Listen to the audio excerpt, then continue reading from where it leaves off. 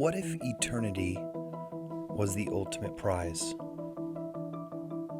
And what if this ultimate prize was worth giving your whole life for? Here, you'll listen to the stories of men and women who have done exactly that. Welcome to Stories of the Called. Welcome back to Stories of the Called. Today we have episode 9, and I would say one of the most unique episodes that we will ever have on this podcast. Darlene Deibler Rose was a missionary in the Pacific jungles during World War II, and her story of knowing Jesus and walking with him, I don't know if I've ever heard a story more gripping. It's about 3.5 hours long. She passed 20 years ago, but there had been a group that had recorded this, and the ones that released it gave us permission to release it on Stories of the Called. So we are excited about that. If you're 16 or younger, I would encourage you to check with your parents because there's some intense times during this story. So either ask them to sit and listen to it with you or just get their permission because, again, it's going on during a wartime and there's some pretty intense scenes that she'll speak about. So love you guys. Super excited for today's episode. Darlene Deibler Rose.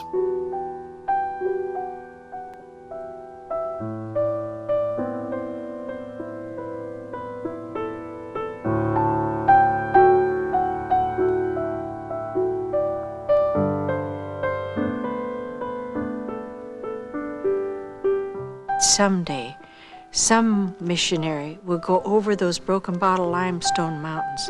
Someday, for the last time, they'll go down into a newly discovered area among a people who had never heard the message of redemption. Someday, for the last time, somebody hearing that message will bow their head and say, "Lord, forgive me of my sins and come into my heart and life." And then he said the clouds will part asunder. Jesus will be there. Every new valley I've gone down into, every new range that I've crossed over, I've thought of those words of Dr. Jaffrey. Someday, for the last time, and then the clouds will part asunder, and Jesus will be there. And I would say, Lord, is this the last valley into which we will go? I used to go to Sunday school. I knew something about this Jesus in the Bible, but who he was personally, I didn't know him. And I used to stay behind after everybody had left the Sunday school room. And I'd say to my gray-haired teacher, "Why do I have no peace in my heart?" I knew that there was something wrong in my life. And so she would just pat me on the head and say, "Honey, just do the best you can. That's all God expects of you." But that's not what God is looking for. Our best is nothing but filthy rags before him. And we were a very poor family. We didn't really know we were poor because there was love in our home. But my mother had to go out and work because my father had double leakage of the heart and was in bed. And she worked to provide for a sick husband and 4 children. The neighbor had a radio, and she came one day and she said, "I want you to come over on Sunday morning. There is a man speaking, and he has the most wonderful messages." She said, "I've never heard anything like it before." So we went over the next Sunday morning, my mother and I, sat down on the floor and listened to this man. And for the first time, I understood why it was necessary for Christ to die for me. The guilty was being covered by the sacrifice of the innocent. And he mentioned having been in our hometown, Boone, Iowa, for a missionary conference. And I said to my mother afterwards, I said, "What's a missionary, Mother?" She said, "Well, I think it's those that couldn't make it at home, and they go out to teach heathen people." And that's a lot of people's idea of missionaries. But it was very interesting to me. This man was Dr. R.R. Brown from Omaha, who had the first consecutive and the longest broadcast without ever missing a Sunday, 42 years. And so we were sure we were going to go and hear this man the next Sunday again. There was a problem in the tea room where my mother was working as a waitress. One of the girls said my mother had taken her tip.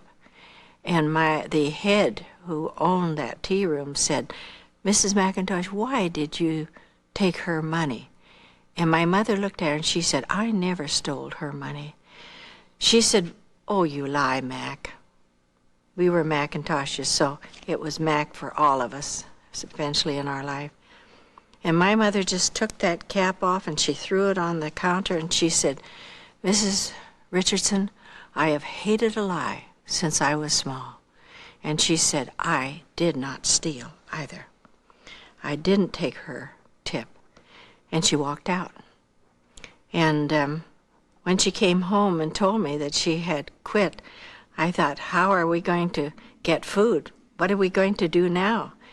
But that afternoon there was an advertisement in the paper that they were going to open a hosiery mill in Boone, Iowa, and that they wanted people to come and apply for the positions that were open.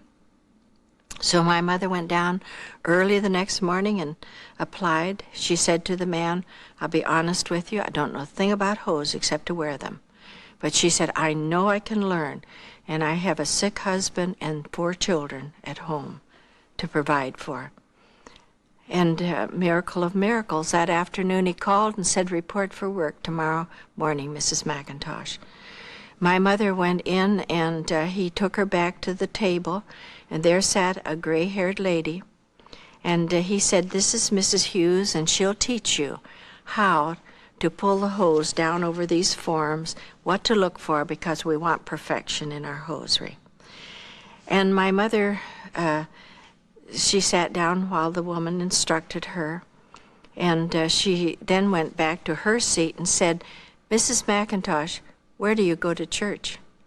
Which was such a surprising question for her to ask. And she said, "I go to the Midway Tabernacle." And that rang a bell. Mother said, "You mean the place where Dr. R.R. Brown has been for a missionary conference?" She said, "Oh, yes." She said, "We've had a wonderful time at the conference. And we had missionaries from Africa and India, from China, and from the Holy Land." And Mother said, "Where is that church?" She told her that was over on West 5th Street. So when Mother came home, she said, "Darlene, we're going to that church on Sunday night." And it was a blizzard blowing that night in February, but we walked 4 miles to that church to find God. And when we went in through these big doors at the front of the church, it was just with all the strength I had to get that door open. And somebody, seeing from the inside that we were trying to get in, came and pushed the door open and told us to come in. And the very friendly people, we sat down about the 2nd row from the back. I don't remember anything about the message except that it was about Joseph down in Egypt. But before there was any invitation given, my mother was on her way to the front. And I thought, if this is the answer to the problem in my mother's life, this is what I've been looking for, and I went right after her. I knelt down at that altar, and I told the Lord how long I'd been trying to find him, and I didn't know how to find him. But I said, "Lord, I need you." And I confessed my sins as a little 9-year-old girl. And that night when I rose to my feet, my Lord spoke to me. The first time in a lifetime of walking with my Lord. And that's 64 years. He said, "Your sins are forgiven you. Go and sin no more." We went out of there. Such joy filled our hearts. And just as we went out the door, a lady said, "Look up Acts 16:31. When we got home, we found the Bible and we dusted it off and looked up Acts 16:31. It said, "Believe on the Lord Jesus Christ, and thou shalt be saved, and thy house." And we were simple enough to believe that that meant exactly what it said. And I've learned that everything in the Word of God means exactly what it says. We prayed until every person in our family came to know the Lord Jesus Christ as personal Savior.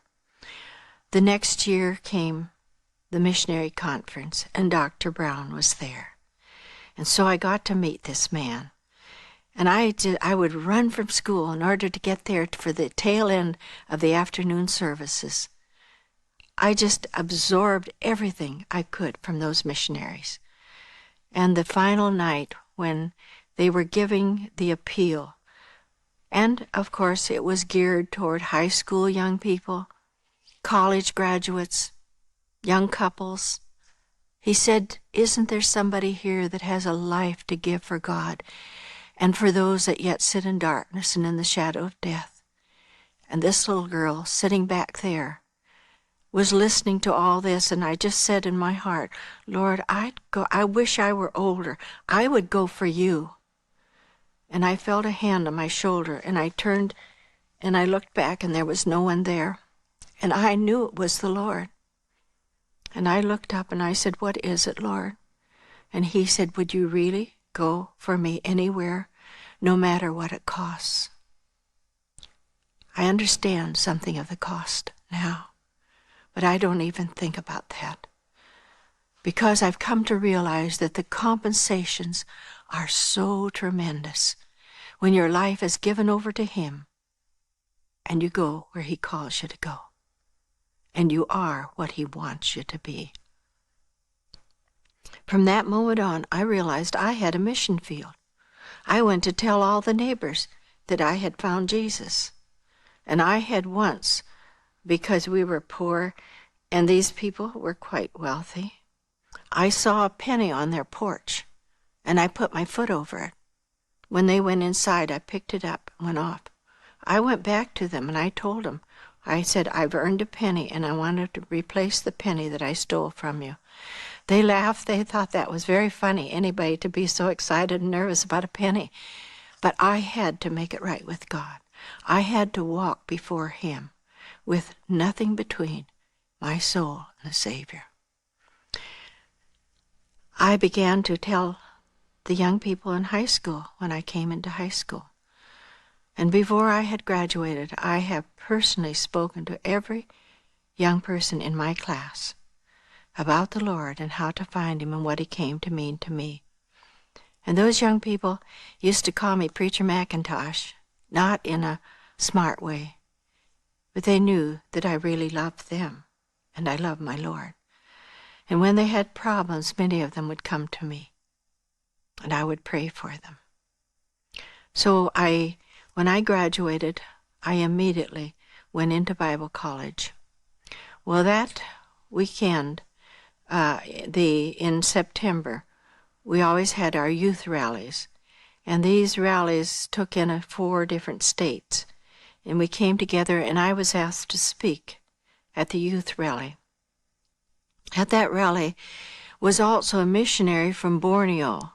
It's now called Kalimantan, but he was telling about having been a pioneer among those people, the headhunters.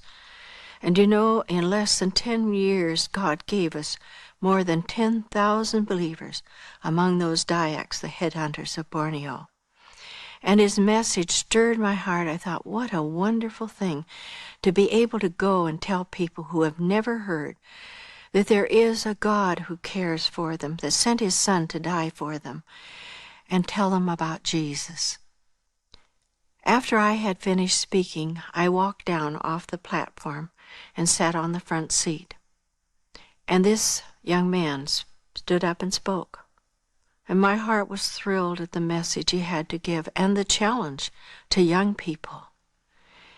And so what I didn't know was that when I walked off the platform, God said to that man, "That's the girl for you."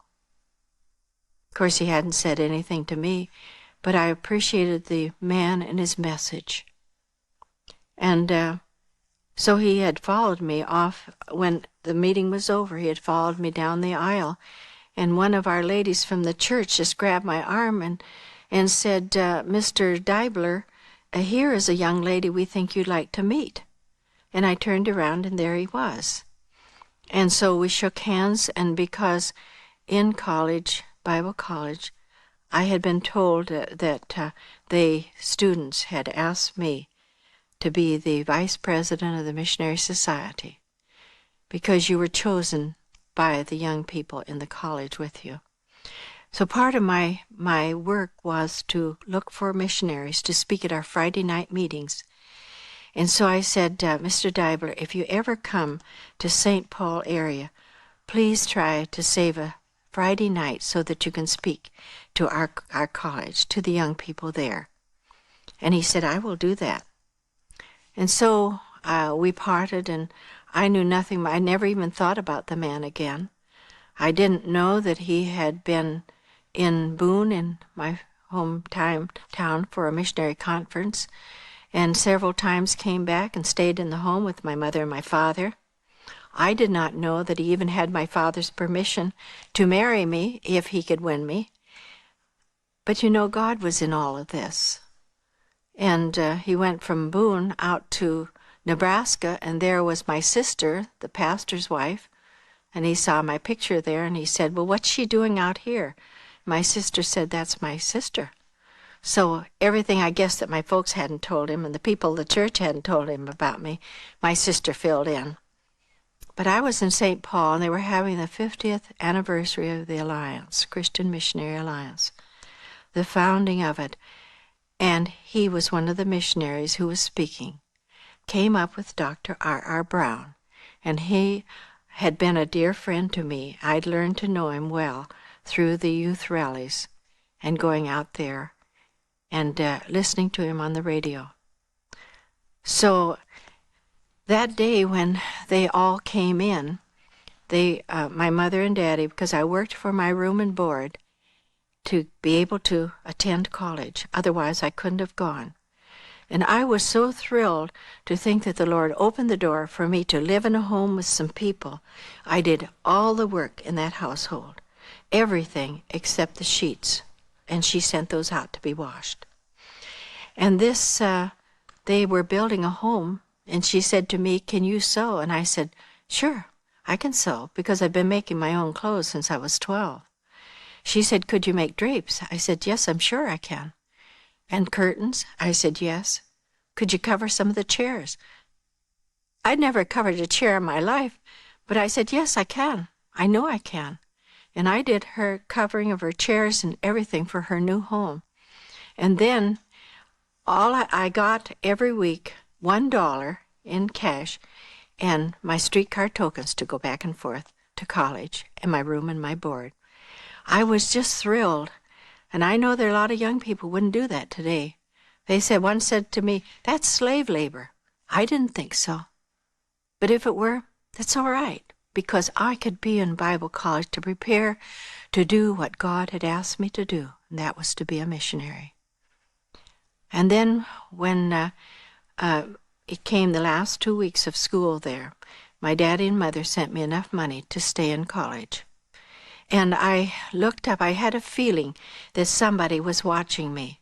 And I was looking at others at the other tables, and I didn't see anybody looking my direction. And I look up in the catty corner in the room was the table where the faculty sat.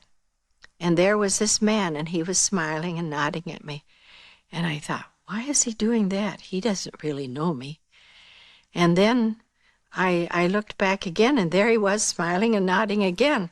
And I thought, oh, somebody's going to see him.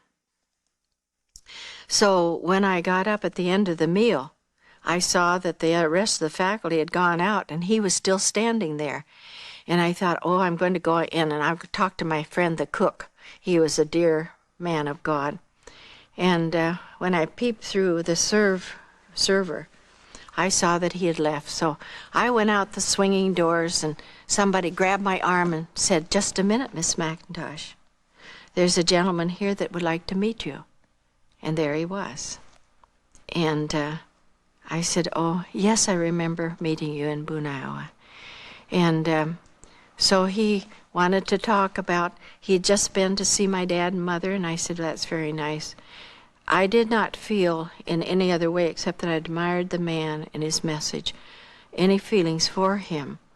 And so he said, I've just seen your father and mother. And I said, well, that was nice. He said, I met your sister out in Nebraska. I said, that was nice because she's a dear woman. And he said, by the way, would you know anybody from your hometown that might have written an anonymous letter to me? And I thought that he was insinuating that I had written an anonymous letter. And I said, Mr. Deibler, I want to say something to you. I have never written an anonymous letter to anybody, and I don't plan to in my lifetime. And I started to walk away. And he came calling me, Miss McIntosh, Miss McIntosh. He said, I know you didn't. I just thought maybe you knew who would. I said, I'm sorry, I don't know. And I said, I have to get to class, and so I walked off.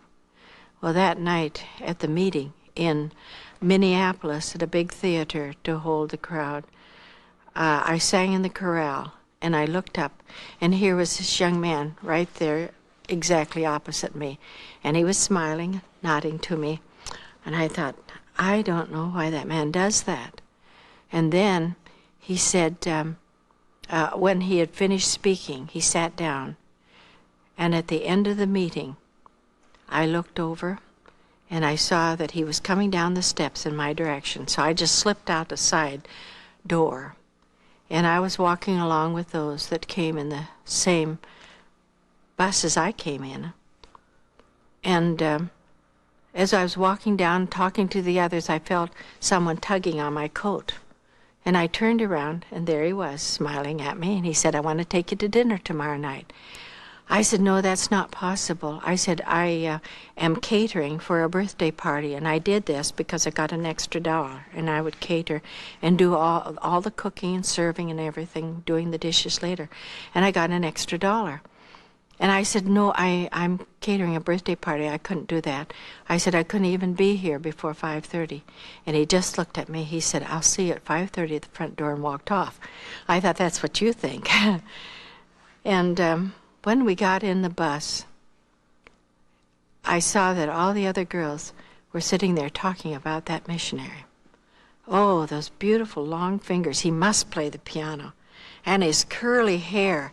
Oh, and one girl who had opened, everything had opened and shut. Her father was very wealthy. She said, I'd give my right leg to go with that man. Well, it was sort of like playing one up on you. I don't know if you've ever done that. But I thought to myself, well, they would like to go with him, and they can't, and I can, and I don't really care whether I do or not. But the next afternoon, I was there at the door at 5:30. And he said, where would you like to go to dinner? I said, well, it doesn't make any difference to me. So we went to a Chinese restaurant, and in the middle of the meal, he put down his fork. And I just thought, something's coming, and I tried to think of something really trite to say.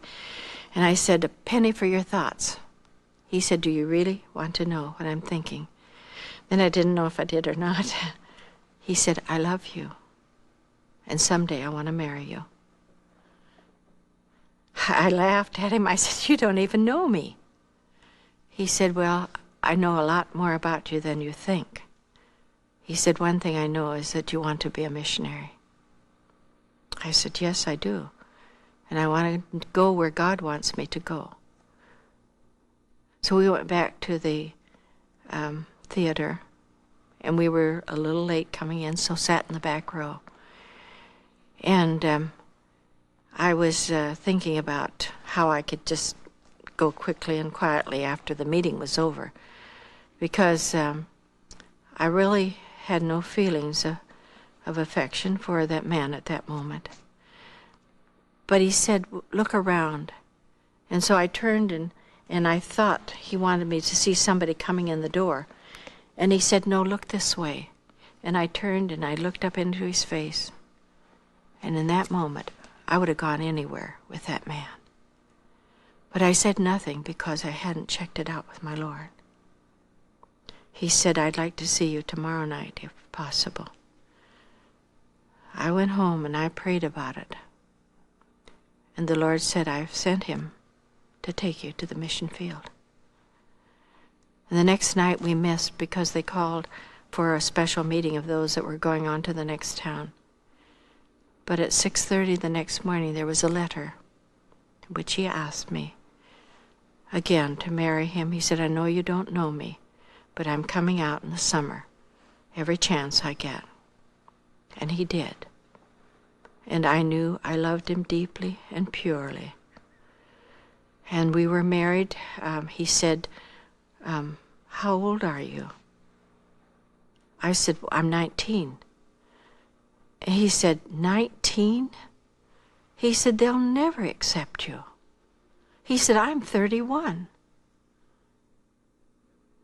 I said, sir, then if the board objects, you and I will both know this is not God's will for our life.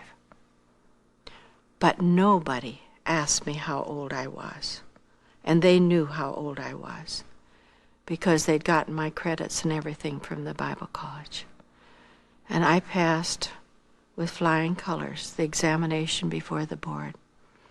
And the president of the Alliance, Dr. Schumann, said, we already have the apartment set up for you in our home. We want you to stay with us. So I went back to New York, to Nyack, the finishing school for missionaries. You had to have 1 year at Nyack. And when I would be studying, and I would hear them come in, because he was often meetings, Dr. Schumann and his wife. And my husband, of course, was away most of the time in missionary conferences. But I would go in and sit at the feet of that man of God. He was very much like Dr. A.W. Tozer. He was such a blessing to me. I learned much from those people of God. They would take me down to New York sometimes at the weekend, and I would wait there for my husband to come in on the train from someplace. And I loved going into their offices. They always had time for me, even though I was young. And we talked together about the Lord, and I was just absorbing everything from them, because they were all retired missionaries who had given their life on the field. They knew God. And I would hear the phone ring, and somebody would be calling from one of the mission fields or another. And then they would put the phone down, and they'd call everybody into the office. And those men went to their knees and prayed until God gave the answer for whatever should be done about the problems, or prayed through for the healing of some of the missionaries that were very ill. And I thought, isn't that a marvelous thing to know that when you go out to the field, you have men like that, men of God, who know Him, who are praying for you. The field sent word and said they needed us immediately. So I only finished, not quite finished, but I almost came to the end of the first semester there, but they gave me all my credits. And on the 28th of January of the next year, 1938, we were on board a ship on our way to the mission field. I never thought much about it until the band started to play Harbor Lights.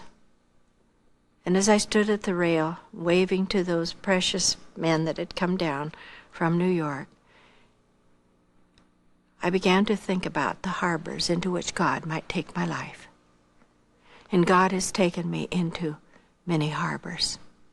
The harbors of excitement, of being with people who had never known God, people who were just come out of darkness and hearing for the first time the light of the world is Jesus. And He's taking me into harbors of suffering, sorrow. But the thing that's made the difference is that as a little girl, I put Him in the wheelhouse of my bark. And so He has guided me.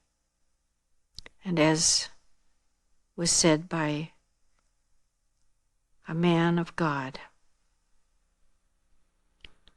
I've thanked God for every storm that has shipwrecked me on the rock Christ Jesus. And there I stand.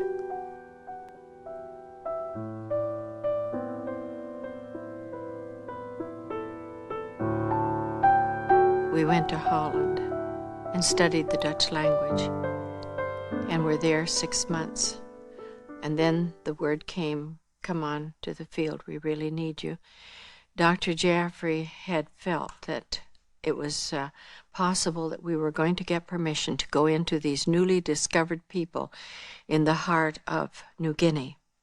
And of course, he wrote a letter to us, which crossed ours in the mail, asking if we could be considered as missionaries to go into these newly discovered people in the heart of what was then called Dutch New Guinea, now Irian Jaya. And his letter crossing ours in the mail asked if Russell would be willing to not go back to Borneo, but to pioneer the work in New Guinea. And we arrived in the Dutch East Indies, now called Indonesia, on our first wedding anniversary. And it was a great excitement for me to meet these missionaries that I had been hearing about. And they, even though I was so young compared to most of them, they just took me in as though I had been known by them for years. I felt at home with them. And we got back to the house, the mission house, and they said, well, you're going to stay here for your time here. And there will be a teacher coming tomorrow morning to teach you the Indonesian language. So I was up very early. I was so excited about learning this language, but because all the people were coming and greeting me, and I didn't know how to greet them. And I just had to know that language.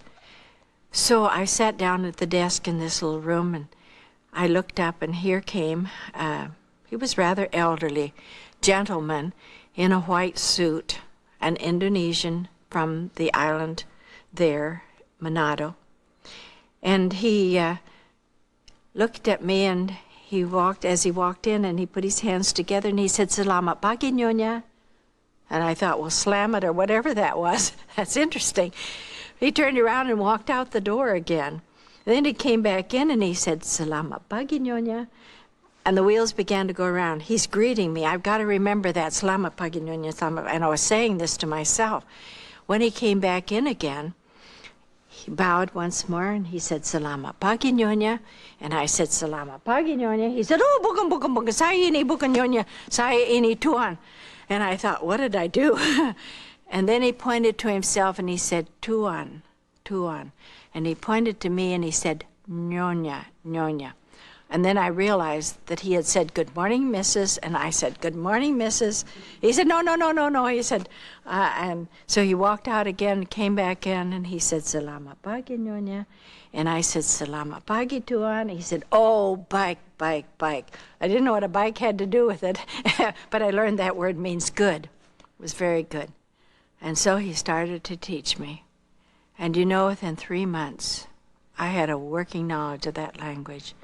And I started to teach in our Bible college there. It was a real joy to be able to use that language and go out to the villages and talk to people.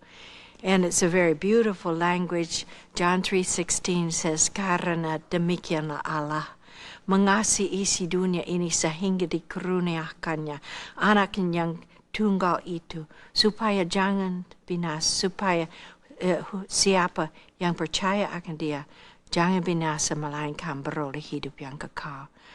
It's a beautiful language. And then I began to prepare for my husband's going, because we could not get permission for women to go. And so he said, we will go. And there was another man who had been appointed to go too. And so both of them left for New Guinea. They had put down a post there in the interior. Now, these people had just been discovered. There was a plane that was flying over the heart of the island, the second largest island in the world. And they saw below them these beautiful snow-capped mountains that runs like a spine down through the center of the island. And they're snow-capped the year around, called the eternal snows of the tropics. Beautiful glacier lakes. There's nothing in the Alps that even compares with them. And they flew over the northern escarpment of that range and dropped down from about 19,000 feet.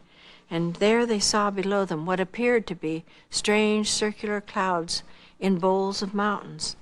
And as they came down lower and lower, they discovered that they were not cloud formations, but lakes in this part of the world that had not been discovered really until this time when the plane went over.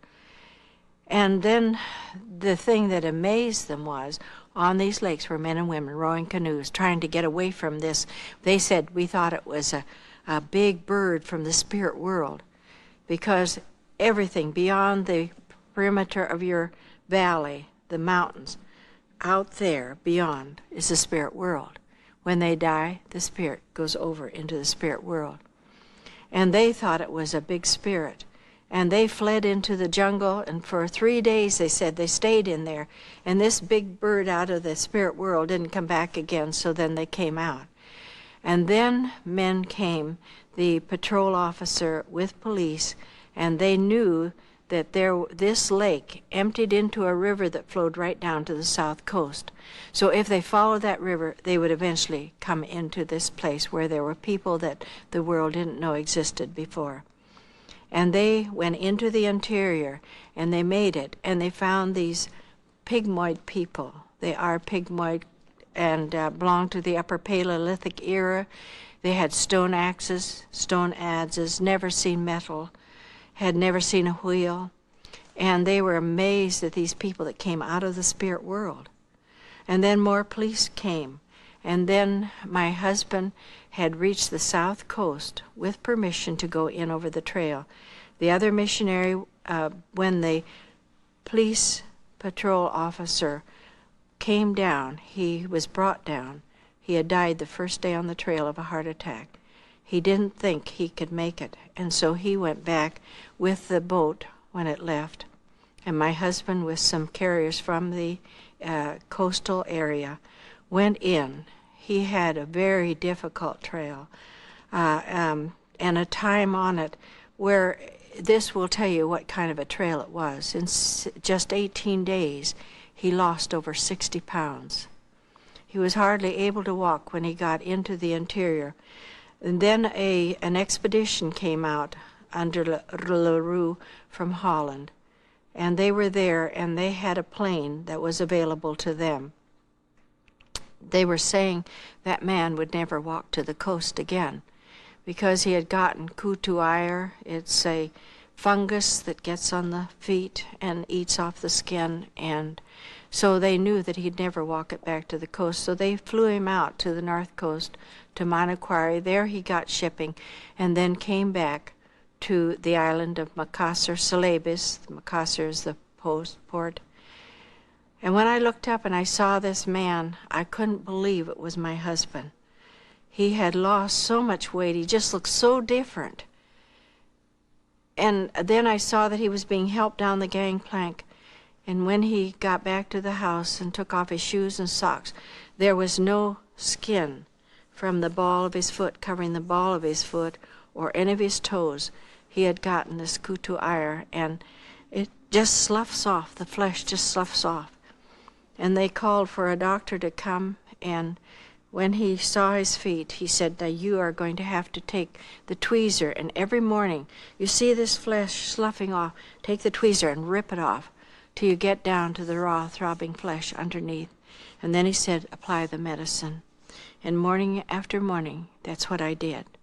And I kept, as I saw the flesh begin to slough off, I'd rip it off and then apply the medicine. One morning, Dr. Ari Jaffrey, our field chairman, great man of God, who had been a missionary up in China for 30 years, had been through the Boxer Rebellion, had been in the hands of bandits. He knew what it was to suffer on trails in New Guinea, in China. And he looked at Russell's feet, and I just saw a wave of nausea go over his face, and he just backed out the door and shut the door quickly. He didn't come out for lunch, but in the afternoon he laid before me what became the editorial in our field magazine, The Pioneer. And I looked down at it and I read. He said that today I watched a young wife dressing her husband's feet, and they were bleeding and running with pus. And he said all I could think was, what a nauseating sight that is. But as I backed out of the room, the Lord said, but to me they are beautiful feet. And he said, I saw it all. How beautiful upon the mountains, those broken bottle limestone mountains, are the feet of the missionaries that bring a message of hope to men and women that have sat in darkness, who have never heard of him. And he said, I saw that someday it would all be over. The tired, bleeding feet of missionaries would for the last time go over these broken bottle limestone mountains. And it is like walking over a broken bottle. We all had cat's claws on our boots because it's like stepping on a broken bottle. And he said someday one of those missionaries will for the last time walk down into one of these newly discovered valleys. Someday for the last time they would tell the most wonderful message that there is, that Jesus died for sinful men. Someday for the last time someone is going to bow and say, Lord Jesus, forgive me and come into my heart and life. And then he said the clouds will part asunder and Jesus will be there. You know, I've never crossed a mountain. I've never gone down into a new valley without thinking, is this, Lord, the last valley? My husband, when he was able to walk, turned around, went back to New Guinea again, and this time accompanied by the other missionary, because some of those that my husband had won to Jesus Christ in Borneo had heard about the trouble that their Tuan was having over in New Guinea, and what terrible trails there were, and about the rapids in the river before you get on the trail. And so they organized themselves as burden bearers of Jesus. And they said, we will come and we will help you. And so they arrived in Makassar. I have never heard such music in my life. There stood those men with their G-strings and the little caps that they wear to hold their hair. And I listened to them singing the gospel hymns that they had put in their 5-part harmony and singing the praises of God. I wished then that I had known about things that you could use for recording. I never heard such music. They were stories of the Bible and other things that they had put into their own language and into their own music. And when they left, we all said goodbye to them, and everybody in that congregation stood up before them and said, we promise that while you're gone, we'll be here in this place praying for you. And they left and went over, and they had worked on that trail, and they had cut. They have the big machetes, and they cut the forest away and the jungle, and they repaired the trails and places where it would take you days to go around the mountains in order to get up onto the next level. They had made ladders and threw them up against the walls of the mountains. Other places they made bridges for us to cross streams. Sometimes it was a woven bamboo bridge that they stretched across, a swinging bridge. Other times it was just one of these huge trees of the jungle that they cut down, let it fall across till it hit the other side, and that was your walk, your bridge across. I said, I've never claimed one verse, and so many times in my life as that verse, and none of his steps shall slide, because anything that's dormant in the jungle, even for a few days, is slippery, and it's covered with moss. He got back into the interior, and I was still waiting. I was teaching in the Bible school, loving it, loving the people that I was teaching, because I knew that these were our missionaries of the future. And one day I got a letter from him. He said, I was down in the village today with the old chieftain Idan Tuagle. And he said, for the I don't know how manyth time I told him this story. He said, tell us again. And he said, as I sat there, I said, Idan Tuagle, why don't you accept it? Why don't you understand? Jesus died for you as he died for us. The old man shook his head. He said, no, Tuan. He said, we've loved the story. To think that this Jesus died for you spirit beings. But he said, we are people. He said, but we love the story. But if Jesus died for you, he didn't die for us. Because he said, we're born of women. And my husband said, so am I. I was born. I have a mother. He just shook his head. He said, that can't be. He said, you don't, none of you has a wife. None of you has children. If you're not spirits, how did you come into existence in the first place? He said, but I tell you again, I do have a wife in the outside. He said, we don't believe that. He said, if you'd had a wife, she'd have been on that trail. She'd have carried your carrying tins for you. You wouldn't have to have these other people come. He said, wherever we go, our wives go along. They carry the loads. I thought he had a good idea. He said, I tried to tell him that, yes, maybe my wife could come up the trail. But he said, the chieftain out there, how do you tell him about a governor? But the chieftain out there will not let her come. He said, well, if that chieftain of yours has such a bad stomach, that's the way of people not agreeing with you. If he has such a bad stomach, he said, why don't you get rid of him? Get somebody that will do what you ask. He said, then you maybe get somebody that will let your wife come, and she can carry your loads in. He said, of course, he said, if that woman of yours is that weak that she can't carry your supplies in, he said, I'll send young men, I'll send them down there to bring her in. And when I got that letter, I knew in my heart I was going to get permission to go. And so I just ran in and I threw up the letter to Dr. Jeffrey. I said, I'm going to New Guinea. He said, I've known it for 2 weeks. The Lord had shown him that it was the time for us to go and apply. So the wife of the other gentleman and I went over to Ambon, which is your sort of jumping off place in the Spice Islands. From there you leave the big KPM and you go down to the south coast on a government steamer. And when we went in to see the governor, he said, oh yes, he said, I understand you're wanting to go and join your husbands. He said, you have my permission.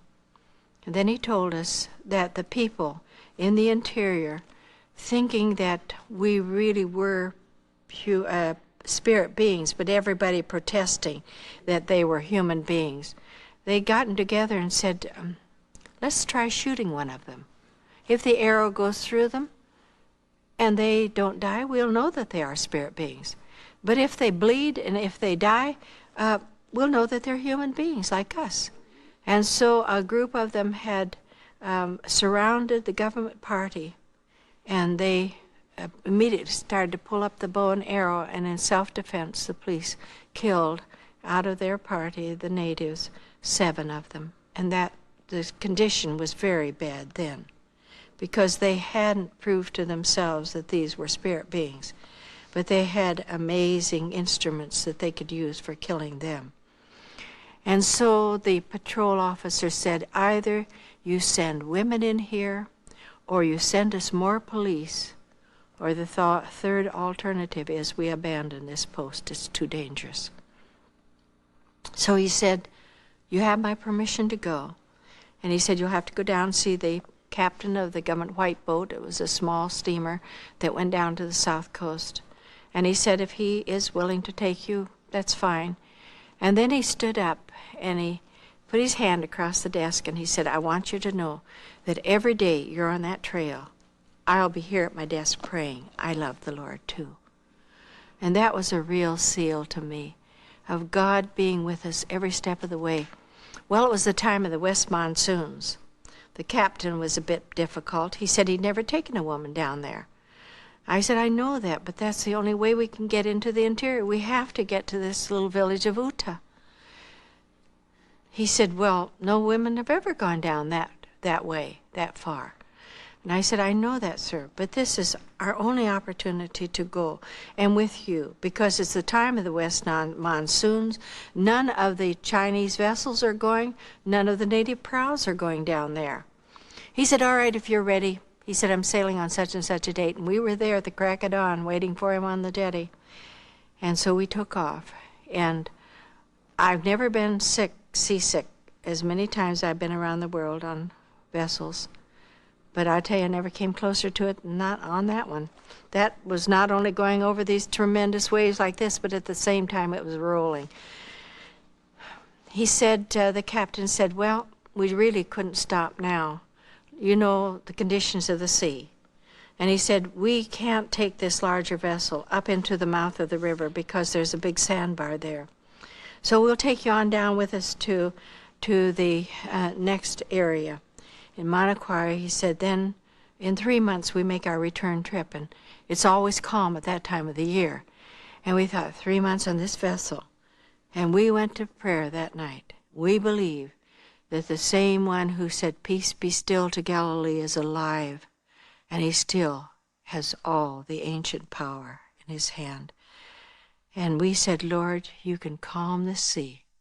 When we arrived there the next day, I have never seen a glacier sea than that day. Just an hour it took us to be put into the lifeboats and all of our things loaded in with us. And we were rowed around the sandbar and then up into the mouth of the river, and our husbands had come down trail to meet us. It was a wonderful thing to be together again after the months and months that had separated us.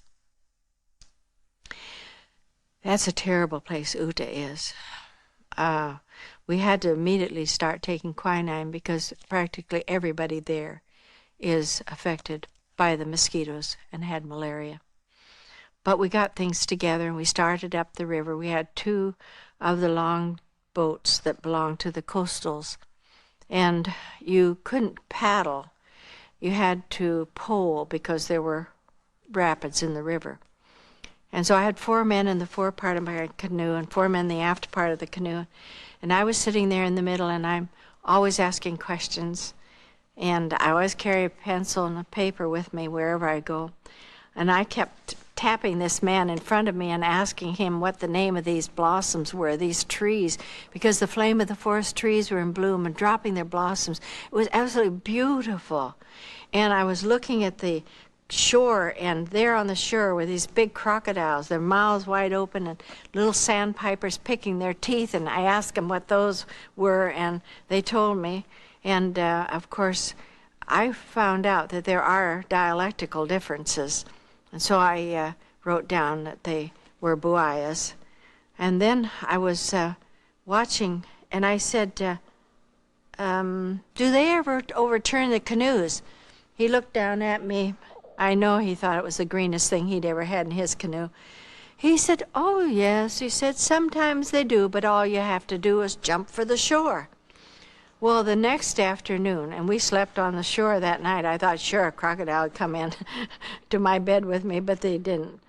And the next day, about 4 in the afternoon, all 4 of these men jumped out of the canoe, and they were struggling with something in the water, and their poles, and I saw something lashing about, and I thought, oh, it's a crocodile. And I looked at the shore, and it was so far away, and I thought, I wouldn't make that. So I sat down again. I'll sit here. And suddenly they came up with the biggest stingray I have ever seen in my life. And they said, this is the best meat that you will ever have eaten. They roasted it on the coals of the fire on the shore. They didn't offer me any, so I can't tell you what stingray tastes like, because I've never refused anything whatsoever that the people have ever given me. My husband looks at me and laughs at me. He said, those caterpillars, that must be like swallowing a toothbrush. I said, oh, no. No, I said, you just get a handful and put them on the coals of the fire and just a few rolls, and all the hairs are burned off. And you, I know, you're laughing. You think, ugh. But you pull them apart, and there are just 3 little white threads in there. It's just that it takes so many of them to make a meal. But I don't know what stingray tastes like. We got to our base camp, and my husband said, Idantuagli, the chieftain, is sending down men to help carry supplies in. So I was excited. I was sure they'd soon be coming in. And all of a sudden, I heard a sound like this, coming out of the jungle at a distance. Oh, oh, oh, I was excited. I thought, it's the Kapaukas. And he said, yes, it is. He said, they're coming. I ran outside, and there were some fallen logs there where they cut trees down to make this lean-to. And I was watching for them, and suddenly I saw these little brown men coming. And they ran around and around, and I kept watching them, and I was so excited to see them. And all of a sudden, they stopped their yodeling, and they said, where's the woman? And my husband pointed to me over there on this pile of logs. And they came up the better to see me. And so they kept going like this, and they said, "Are you the same color up there where we can't see you as where we can?" I said, "Yes, I am," because I've been studying word lists from my husband. And I could hear them saying, "Feels like flesh. There's a bone in there." "Oh, yes." And so then they were excited. And they were talking all night long, it seemed like. And they were tying up their carrying tins. We let no one start on the trail with any tin that was heavier than 60 pounds. That's all they could carry. But 2/3 of that load was their sweet potatoes for the trail. And so you arrived in the interior with about 20 pounds in each carrying tin at the cost of $1.66 a pound, above what it cost for. So we only took things that were absolutely necessary, because people are important. Things are not. You know, I see these days, it's like someone said, we used to love people and we used things, but these are days in which we use people and we love things. And that's the difference. And those days we really loved the people.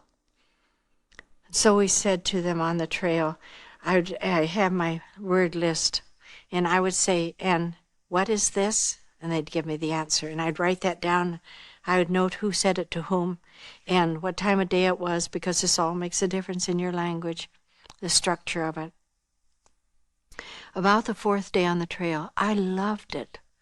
And I was always saying to my husband, you know, the worst thing about this is, because you had to go down in the river when you got to the end of the trail that day, and you took your bath in the river with your clothes on, washed out all the mud that had gathered on your legs and all over you, and took your bath with your clothes on. Then you took off leggings, because we had to protect our legs from the leeches as much as we could. And then you took your boots off, and with iodine or a match you went over your legs to get all the leeches off. Because if you pulled them off, and that would leave the head in there, and then you'd have a tropical ulcer in no time. And we go over our legs with iodine, because that stung, and they'd drop off. Or a match in the heat made them drop off. And then we would get in, and we would put on our only dry suit that we had, and we'd sleep on the ground in the dirt there. Or if it were a dry day, then we would cut down some grass and put a little grass down in there. And they said, why does that woman of yours always go, ooh, like this every morning? He said, because it's cold, and those wet clothes. They said, well, throw them over, and we'll heat them up for her on the coals of the fire. So I would throw my clothes out when I put my dry clothes on, and they would the next morning hold them over the coals of the fire until they were real warm and steaming, and I smelled like a smoked herring the rest of the way into the interior. But oh, that felt so good to put on that warm suit. And this one morning, about the 4th day on the trail, I had just pulled the pins out of my hair, and I had quite long hair. Before the war, we ended up with one comb for 9 people. Livestock was plentiful, and we cut our hair off real short, and we looked awful. But that day, when I pulled the pins out of my hair and it rolled down over my shoulder, this one fellow, and they were just getting so rude to me, and I thought, what did I do? I've done something that's offended them. And he was yelling, Ega, Niwe, quickly now, Mama, let's go. And he was hitting the door, and the door fell in. And there I stood, my hair hanging down over my shoulders. And he looked at me, he said, oh, no, he said, mother of mine, indeed you are a woman. No man ever had hair like that. And he came in, and he grabbed my hair, and he was yanking it, and then he yanked it on this side, and then he took up here at the top, and he yanked that, and it was still mine. And he went out there yelling at the top of his lungs, come look at it, come look at it, it is a woman, it's a woman. And my hair suddenly was going in all directions as the people were yanking it. I wondered why they did that. And then I found out, you know, you can take a man out of the 20th century here in modern America, or out of the Stone Age. They're all the same. They're very vain, especially when it comes to the forehead traveling. Now, that's our word for getting bald in the native language. And when the forehead travels back to here, that's a very serious situation. So you go into the jungle and you get yourself one of these big cocoons. You eat the caterpillars first, and then you stretch that cocoon down over your head to cover that forehead that has traveled. Past tense, finished. And then you put on that pure potter's clay. And into the potter's clay, you stick the plumes of the cassowary bird, which is like an ostrich. And you have an enormous head of hair. I said, was I ever glad that those people hadn't seen our hippies? Because that was the thing that they felt was a seal, that this was a woman coming in from the outside world. I know these people suddenly realized not only that I was a woman, but that this message that they'd love to hear was for them as well. And so when they wanted me to go faster, they didn't say, hurry up there. Can't you walk any faster or anything like that? They're great psychologists. They never studied it, but they know how to practice it.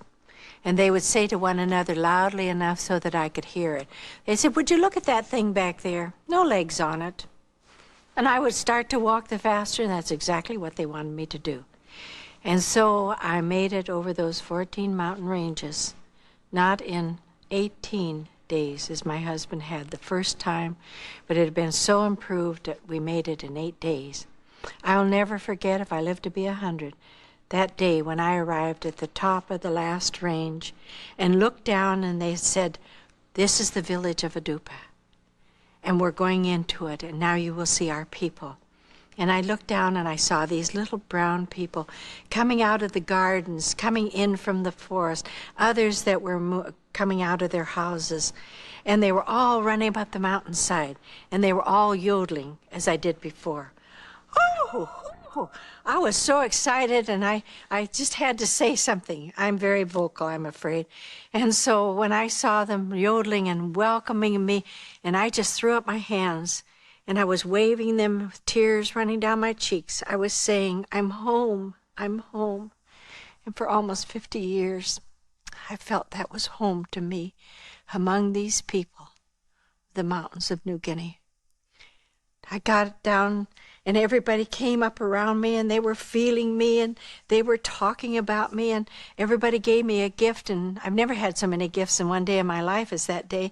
Everybody gave me the same kind of a gift. It was a roasted sweet potato.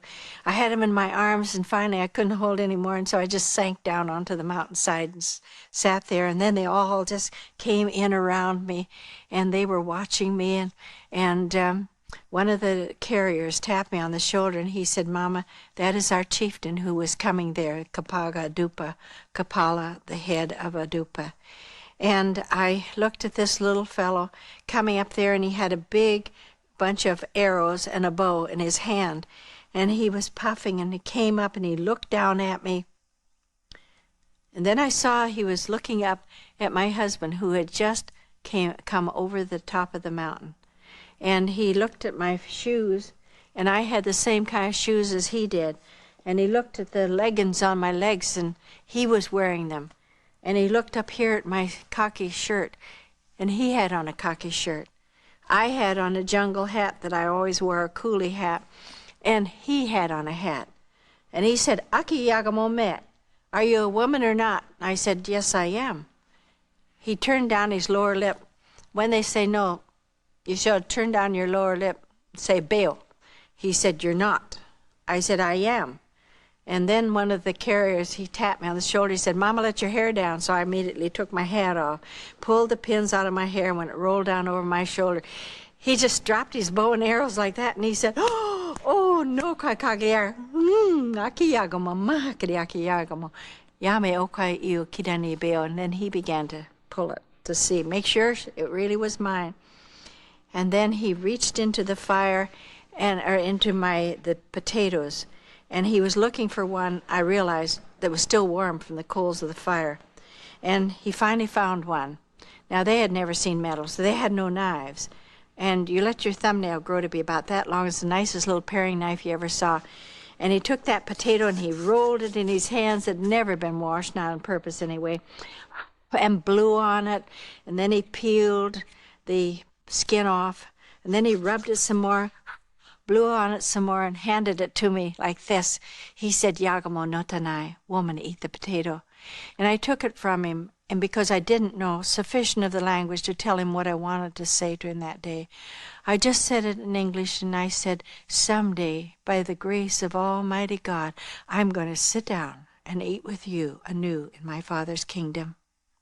And I did. I saw the day when he passed from death to life in Jesus Christ. And that man went with us up the rivers, into the villages, wherever there were people living. And along with us, he would tell them, this is true. I know, because he has come into my life. And he said, I know my sins are washed away. I'm no longer afraid of the darkness. I'm no longer afraid of evil spirits, because I know him. I really thank God that he was good enough to allow me to ever be a missionary and to go to people like this who have never heard of Jesus Christ. And we were clear up this one day with our canoe and with our 3 workers and this chieftain and the boy that was there working with us. And we came around the bend of the river, and we knew that this would be the last of the villages before you go into the next tribe. And when we came around the bend of the river, we heard this screech of a battle cry, and they were yelling, Ikiwe no, and everybody had their bow strung, and the arrow was in it, and it was on us. And for a moment, my hair went up like that, the back of my head, and I said, Lord, and just like that he answered me. He said, thou shalt not be afraid of the arrow that flieth by day. And the fear was gone. I knew that day not one arrow would fly in our direction. So we pulled our canoe right up to the river's bank, and they stood there with their arrows trained on us. And this old chieftain stood up, and he was shaking.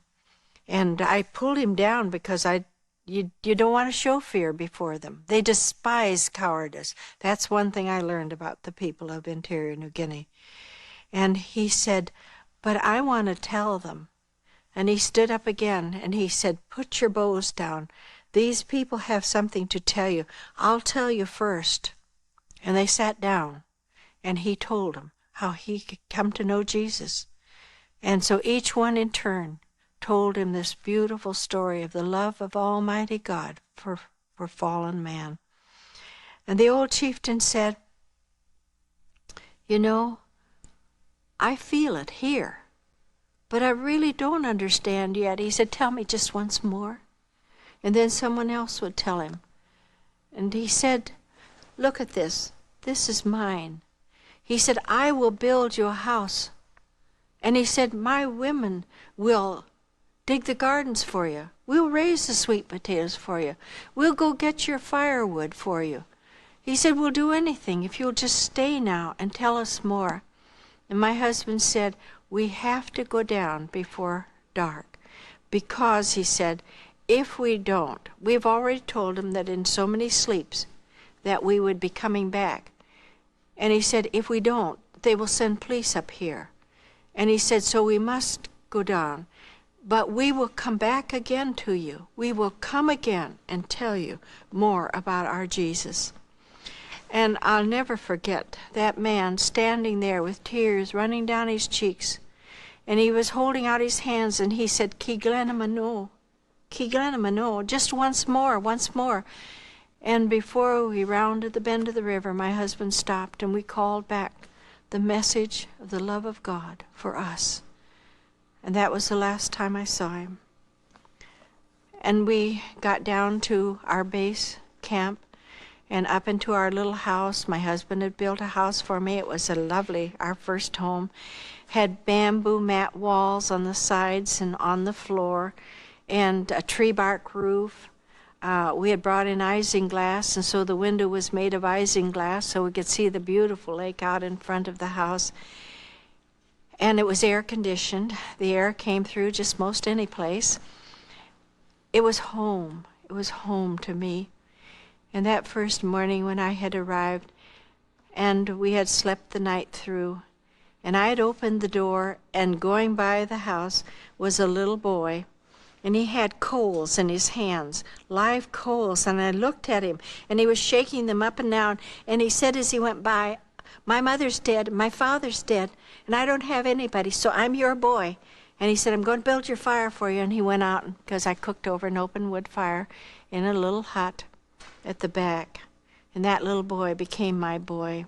He was a very precious little fellow.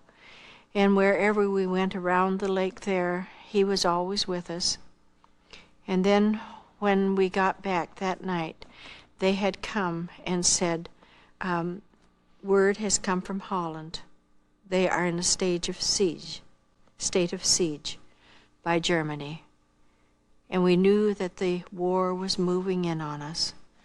And they said, we are going to have to close down this post, because immediately they knew being drawn into the war, because in 5 days Holland fell. And so they said, we're going to have to close down all posts where there is nothing that is of value to the war, and it's going to come to the Dutch East Indies. So we were then in a state of war. And we said, look, we could stay here. We're not afraid. The people have become friendly. Some of them have come to know Jesus. And they said, he said, no, you can't. The government says you cannot stay without police and a patrol officer. And so we started to pack the few things to leave behind us. And that next morning when we started out, I checked with that little boy the night before, and I said to him, did you really understand that Jesus loves you and he died for you? And he said, oh yes. He said, I do understand. And he had prayed with me. And he said, I'm going with you now. And I said, no, Imopai, you can't come with me. I said, because you had malaria once. I said, I've left the quinine with you. And I said, but if you get sick, there'll be nobody to help you. And I said, you must stay here. He said, I'm coming down the trail around the first mountain, over the first mountain. And then I looked at this little fellow and I said, now you stay right here, because I said, I'm going on and you have to go back. And I looked back and there stood that little fellow. Somebody had given him a straw hat and he had it on his head and in his gourd, and there he stood.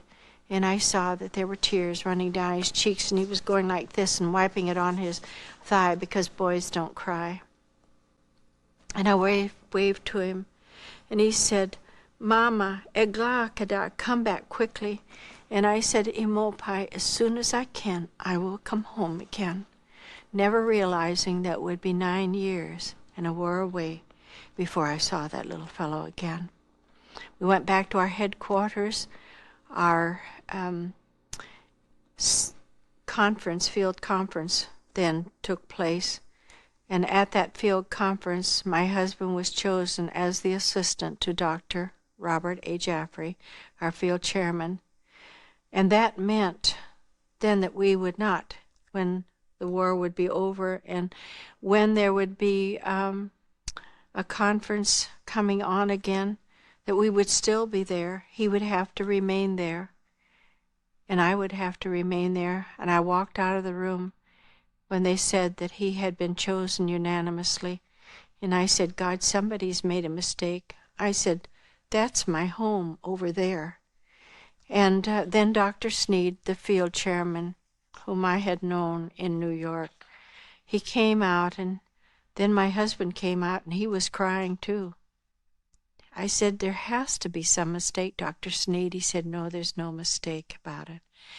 He said, do you know that there was no other name on any ballot except those of yours and your husband's that did not have Reverend C. Russell Deibler on it? He said, you accept it from God.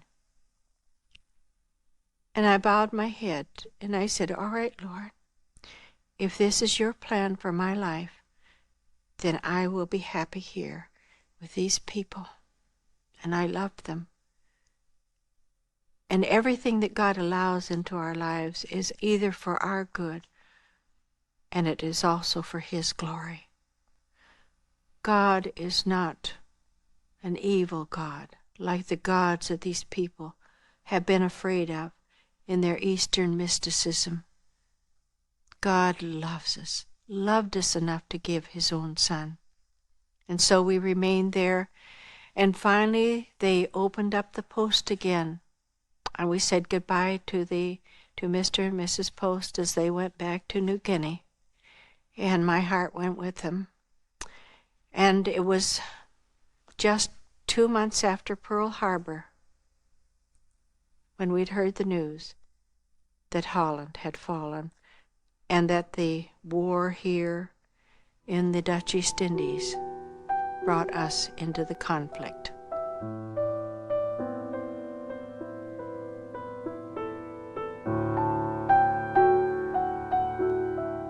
So the mother country had been gone, and now the Dutch East Indies were drawn into the conflict.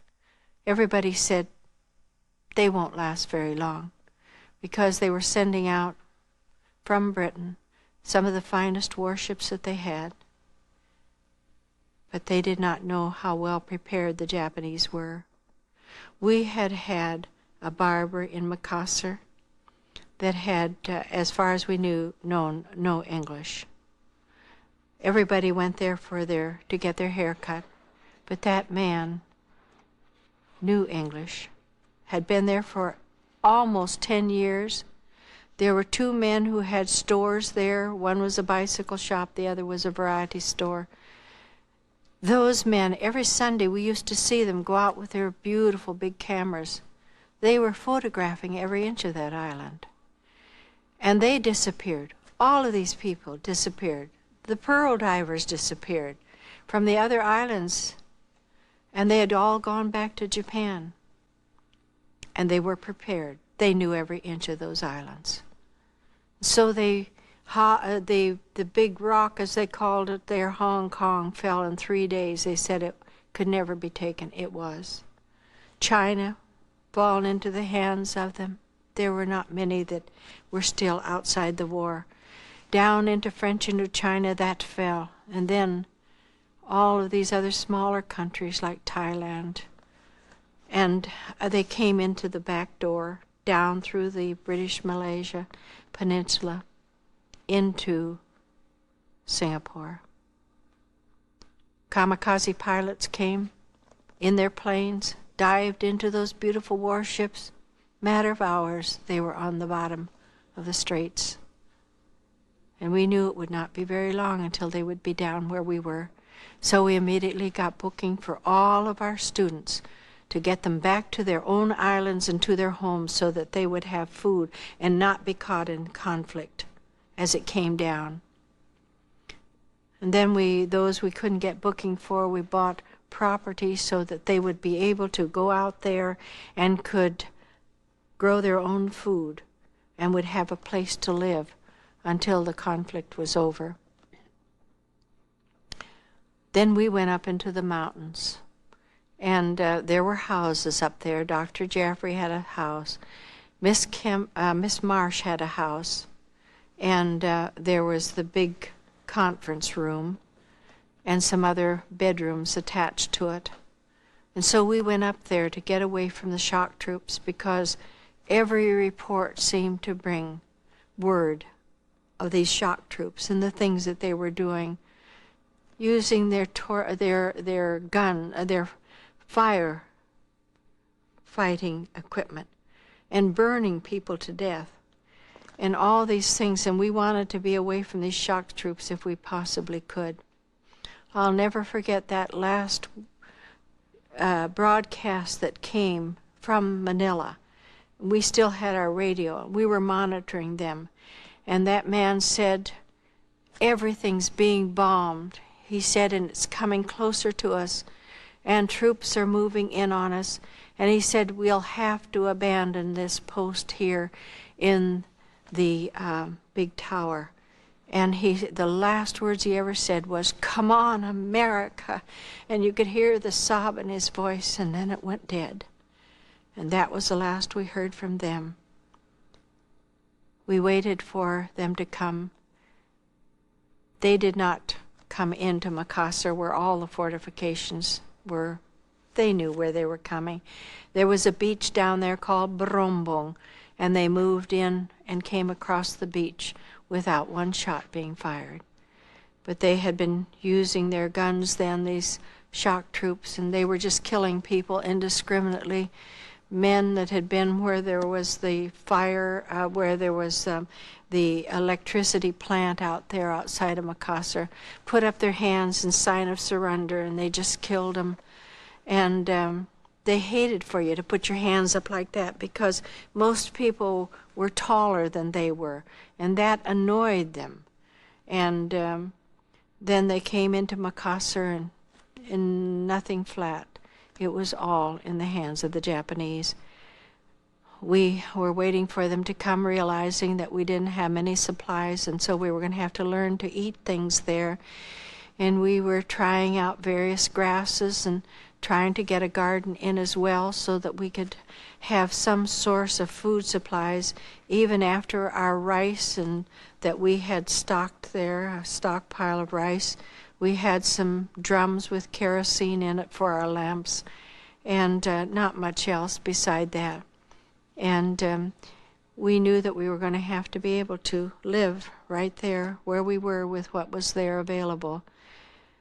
Some of our believers from Makassar risked their lives to try to bring food to us.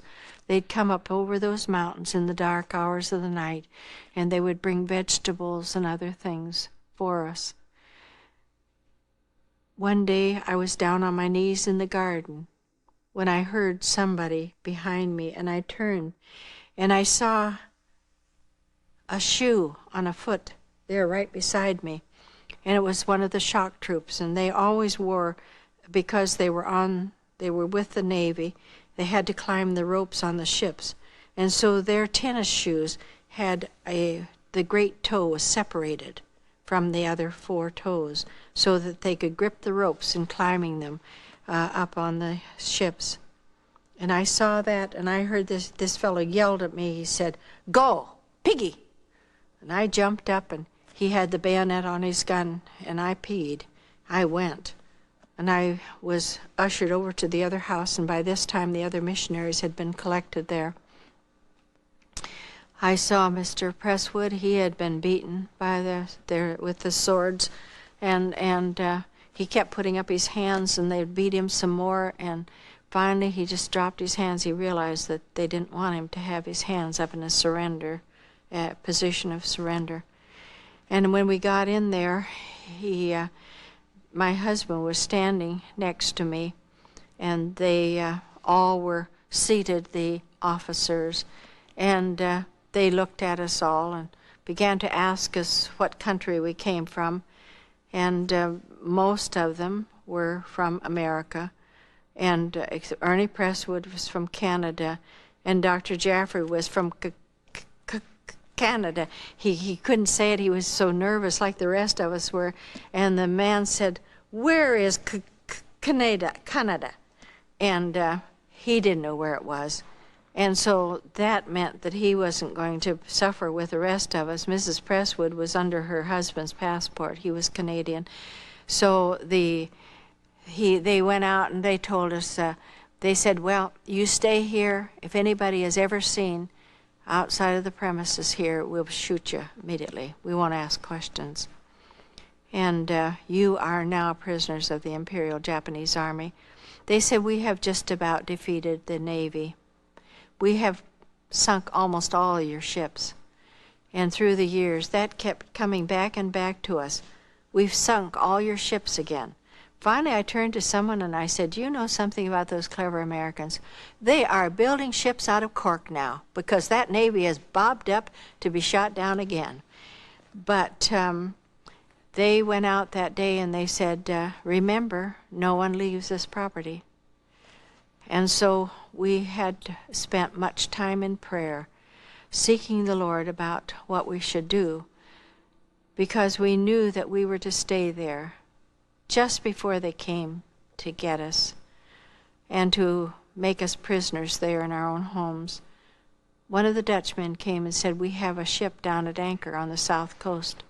And there is a road where you can get down there. We want to take all foreigners, all women and children that we can. And Dr. Jaffrey, a wise man that he was, said, don't talk about it to one another. You go to your knees, every one of you. And he said, you say, God, what do you want me to do? Do I go or do I stay? When we came together on that Friday when they were going to pick us up, this man said, well, this is the last possibility of your getting out. And we stood up, and not one of us felt that we should leave. Dr. Jaffrey said then, he said, you will know now that this is where God wants you to be, and you can trust him. He said, if you had gone, he said, and the Lord had told you to go, you wouldn't have felt like a coward. But God's asked all of us to stay here. We heard through the grapevine that that ship was torpedoed 3 days out, and as far as we know, there were no survivors. So I knew I was where God wanted me to be, and he had spared my life. And he wanted me to be right there. It's 2 weeks after they came, the first time they came back, and it was Friday the 13th of March, and I have a bit of Irish in me, but I'm not at all superstitious, because I really believe that all things work together for good to those that love the Lord. And when they came back, the first thing they did is jump out of the truck and say, get some clothes for them. And so I ran inside, and they said, no suitcases. So I grabbed up the pillowcase off the bed, and I put in his Bible, a notebook, and his pen first, and then I filled it with everything I could get of his, and ran outside, and they had been talking to Dr. Jaffrey, and the man said to me, wait a minute, he said, what's wrong with that old man in there? And I said, well, he was in a coma just before you came because he has diabetes. I said, he has Bright's disease, which is a kidney problem, and I said, he has heart disease, and I said, he also has the beginning of Parkinson's disease. And the fellow said, oh, go tell him he doesn't have to go. If he's sick like that and needs all that medicine, he said, he won't live very long anyway, and he laughed. So I ran, and they were just starting the truck, and they were starting to move down the road. So I grabbed the tailgate of the truck, and I reached up and gave this to Russell, and I said, goodbye, Russell. And he reached down, and he put his hand over mine on the tailgate, and he said, I want you to remember one thing, dear. God said he would never, never leave us nor forsake us. And he was gone. And I followed him in the truck with my eyes as far as I could see them. Then they disappeared out of sight. And I came back, and I really felt just brokenhearted because knowing them as we'd come to know them, I did not know when or where we would see one another again. When I went in to see Dr. Jaffrey, I said, Dr. Jaffrey, why did they say all this medicine that you were packing? Because there's nothing that you have except you watch your diet because you're diabetic. But I said, that's just to avoid all sugar, which we don't have much of anyway. He said, medicine? Oh, he said, I have a little satchel that belonged to my father.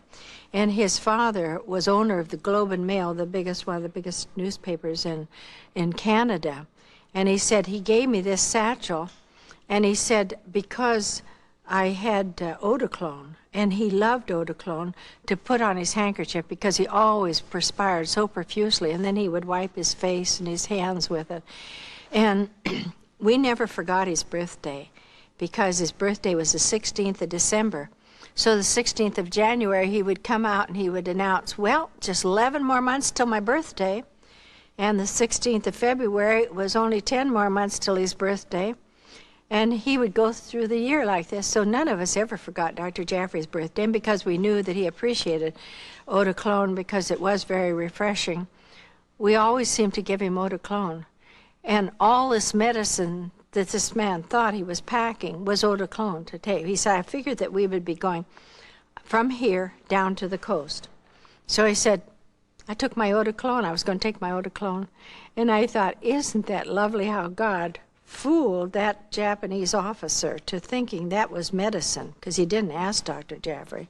He just saw him packing all this and figured that if he were going to a prison, he wouldn't worry about eau de cologne. He couldn't have imagined anyone worrying about eau de cologne.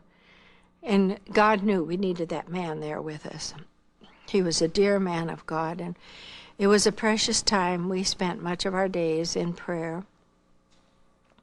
We had to really preserve all the food we had, and we're very careful with it.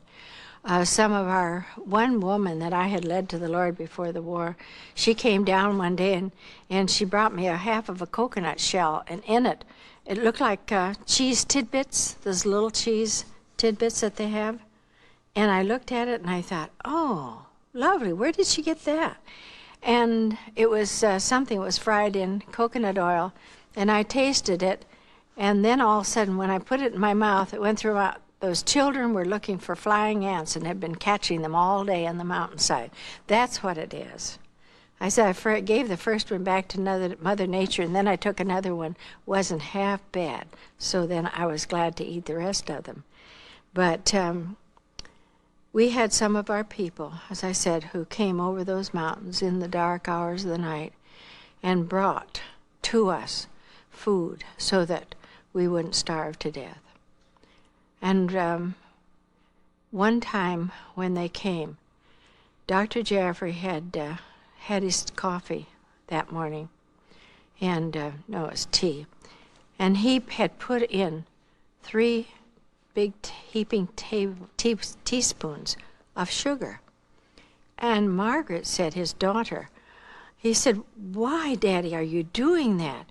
You shouldn't take this sugar, because you remember you have been in a coma."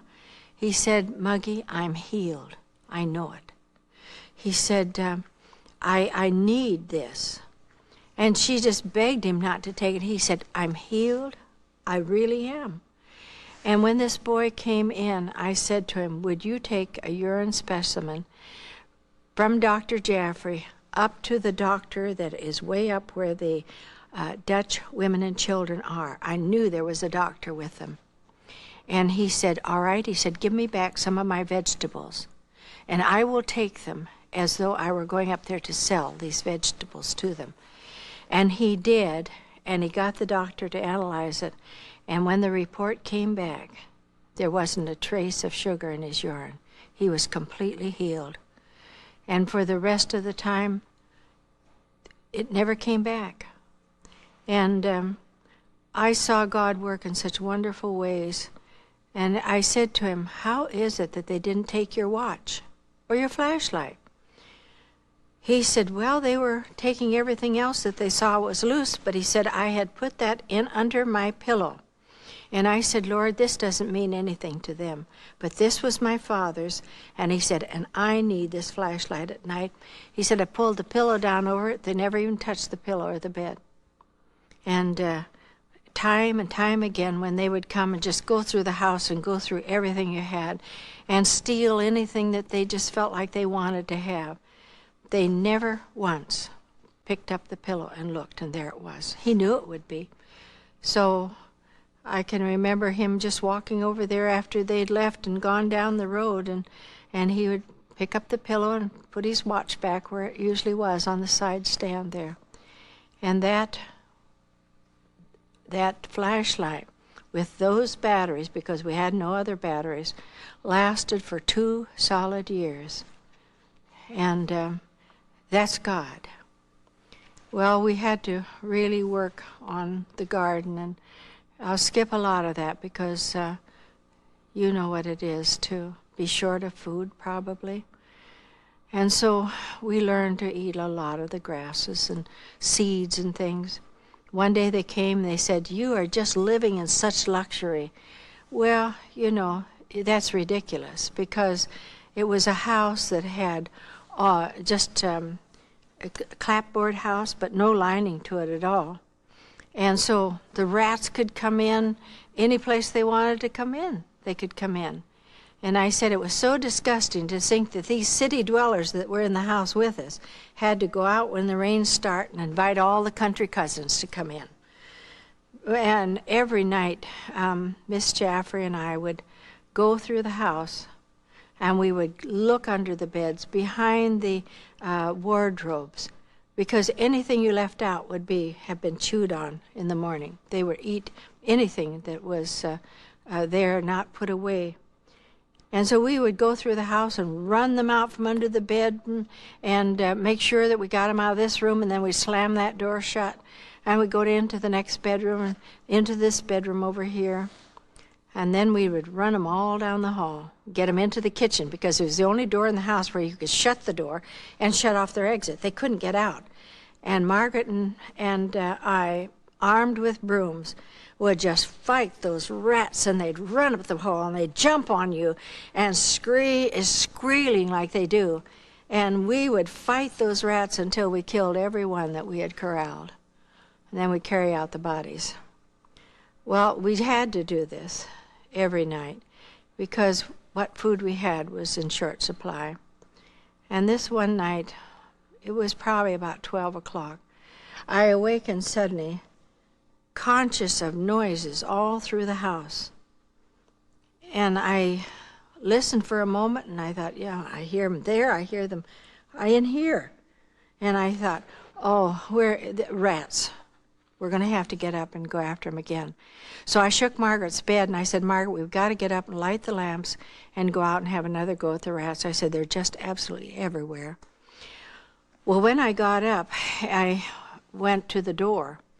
And when I opened it, and we had a little tiny, tiny oil lamp that we kept there for Dr. Jaffrey in the night, if he had to get up. And someone just swished past me in the dim light of that little oil lamp.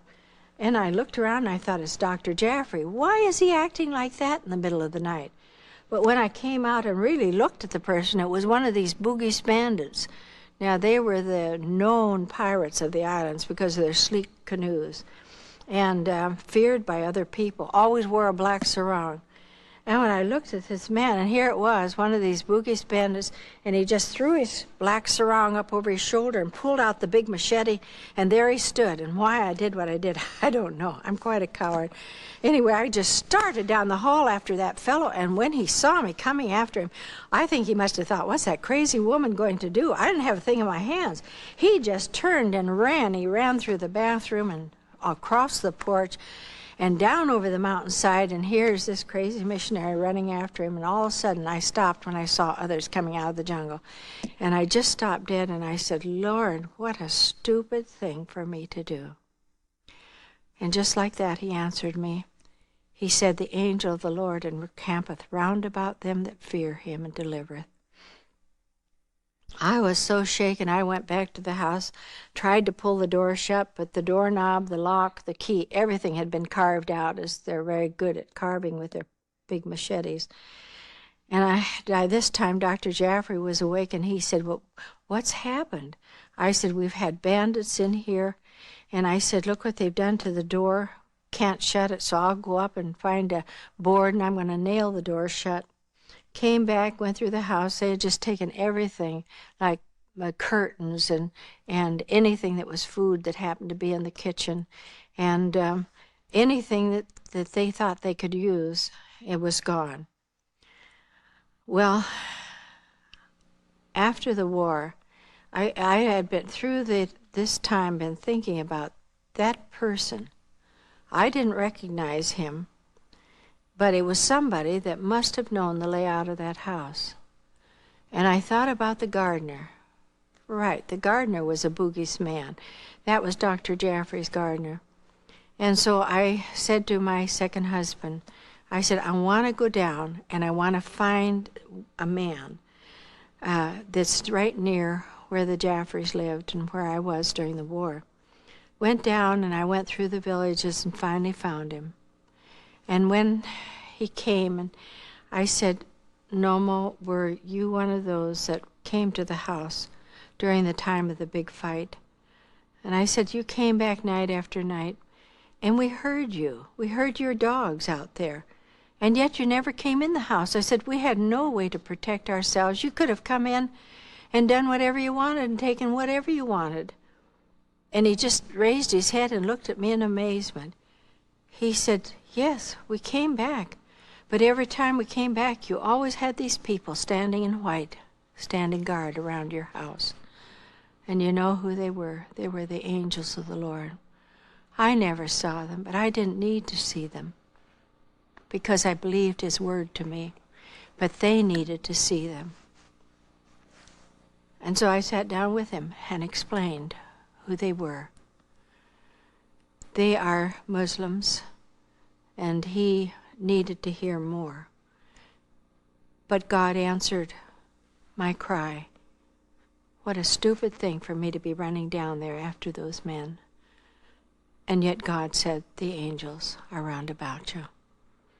Well, they took us from that home, and they took us on up farther into, about 5 kilometers farther into the interior, and then across a valley, and then into little shacks that were over there. And it was worse than anything we'd ever lived in.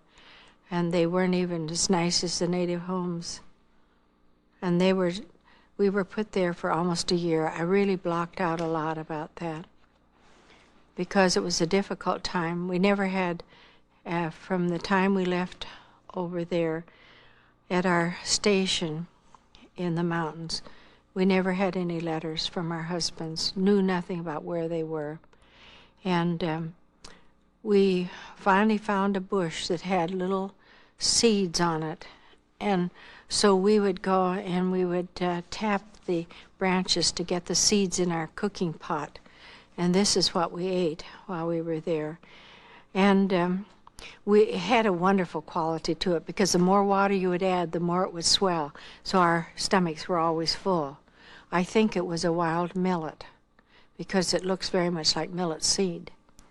And Mrs. Presswood, who was the other married woman, and I used to stand out there in the rain outside just cooking that and singing. And I suppose the one song that we sang the most was, he makes the rose the object of his love, and he guides the eagle through the pathless air, and surely he remembers me. My heavenly Father watches over me.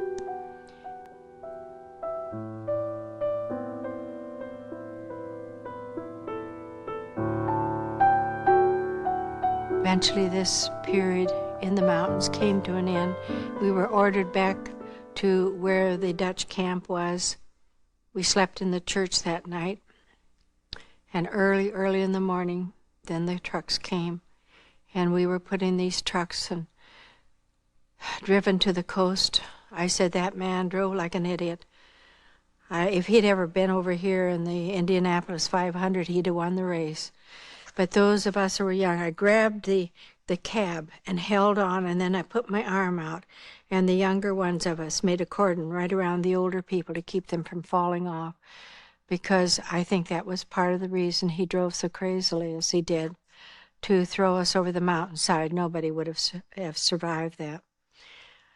When we came near Macassar and pulled into this one area, I looked at the buildings, the stone buildings that were standing there, and I recognized it as the native tuberculosis sanitarium. And they had built these great long barracks that were made of bamboo mat walls, mud floors, double-decker racks on which we slept, and a grass roof.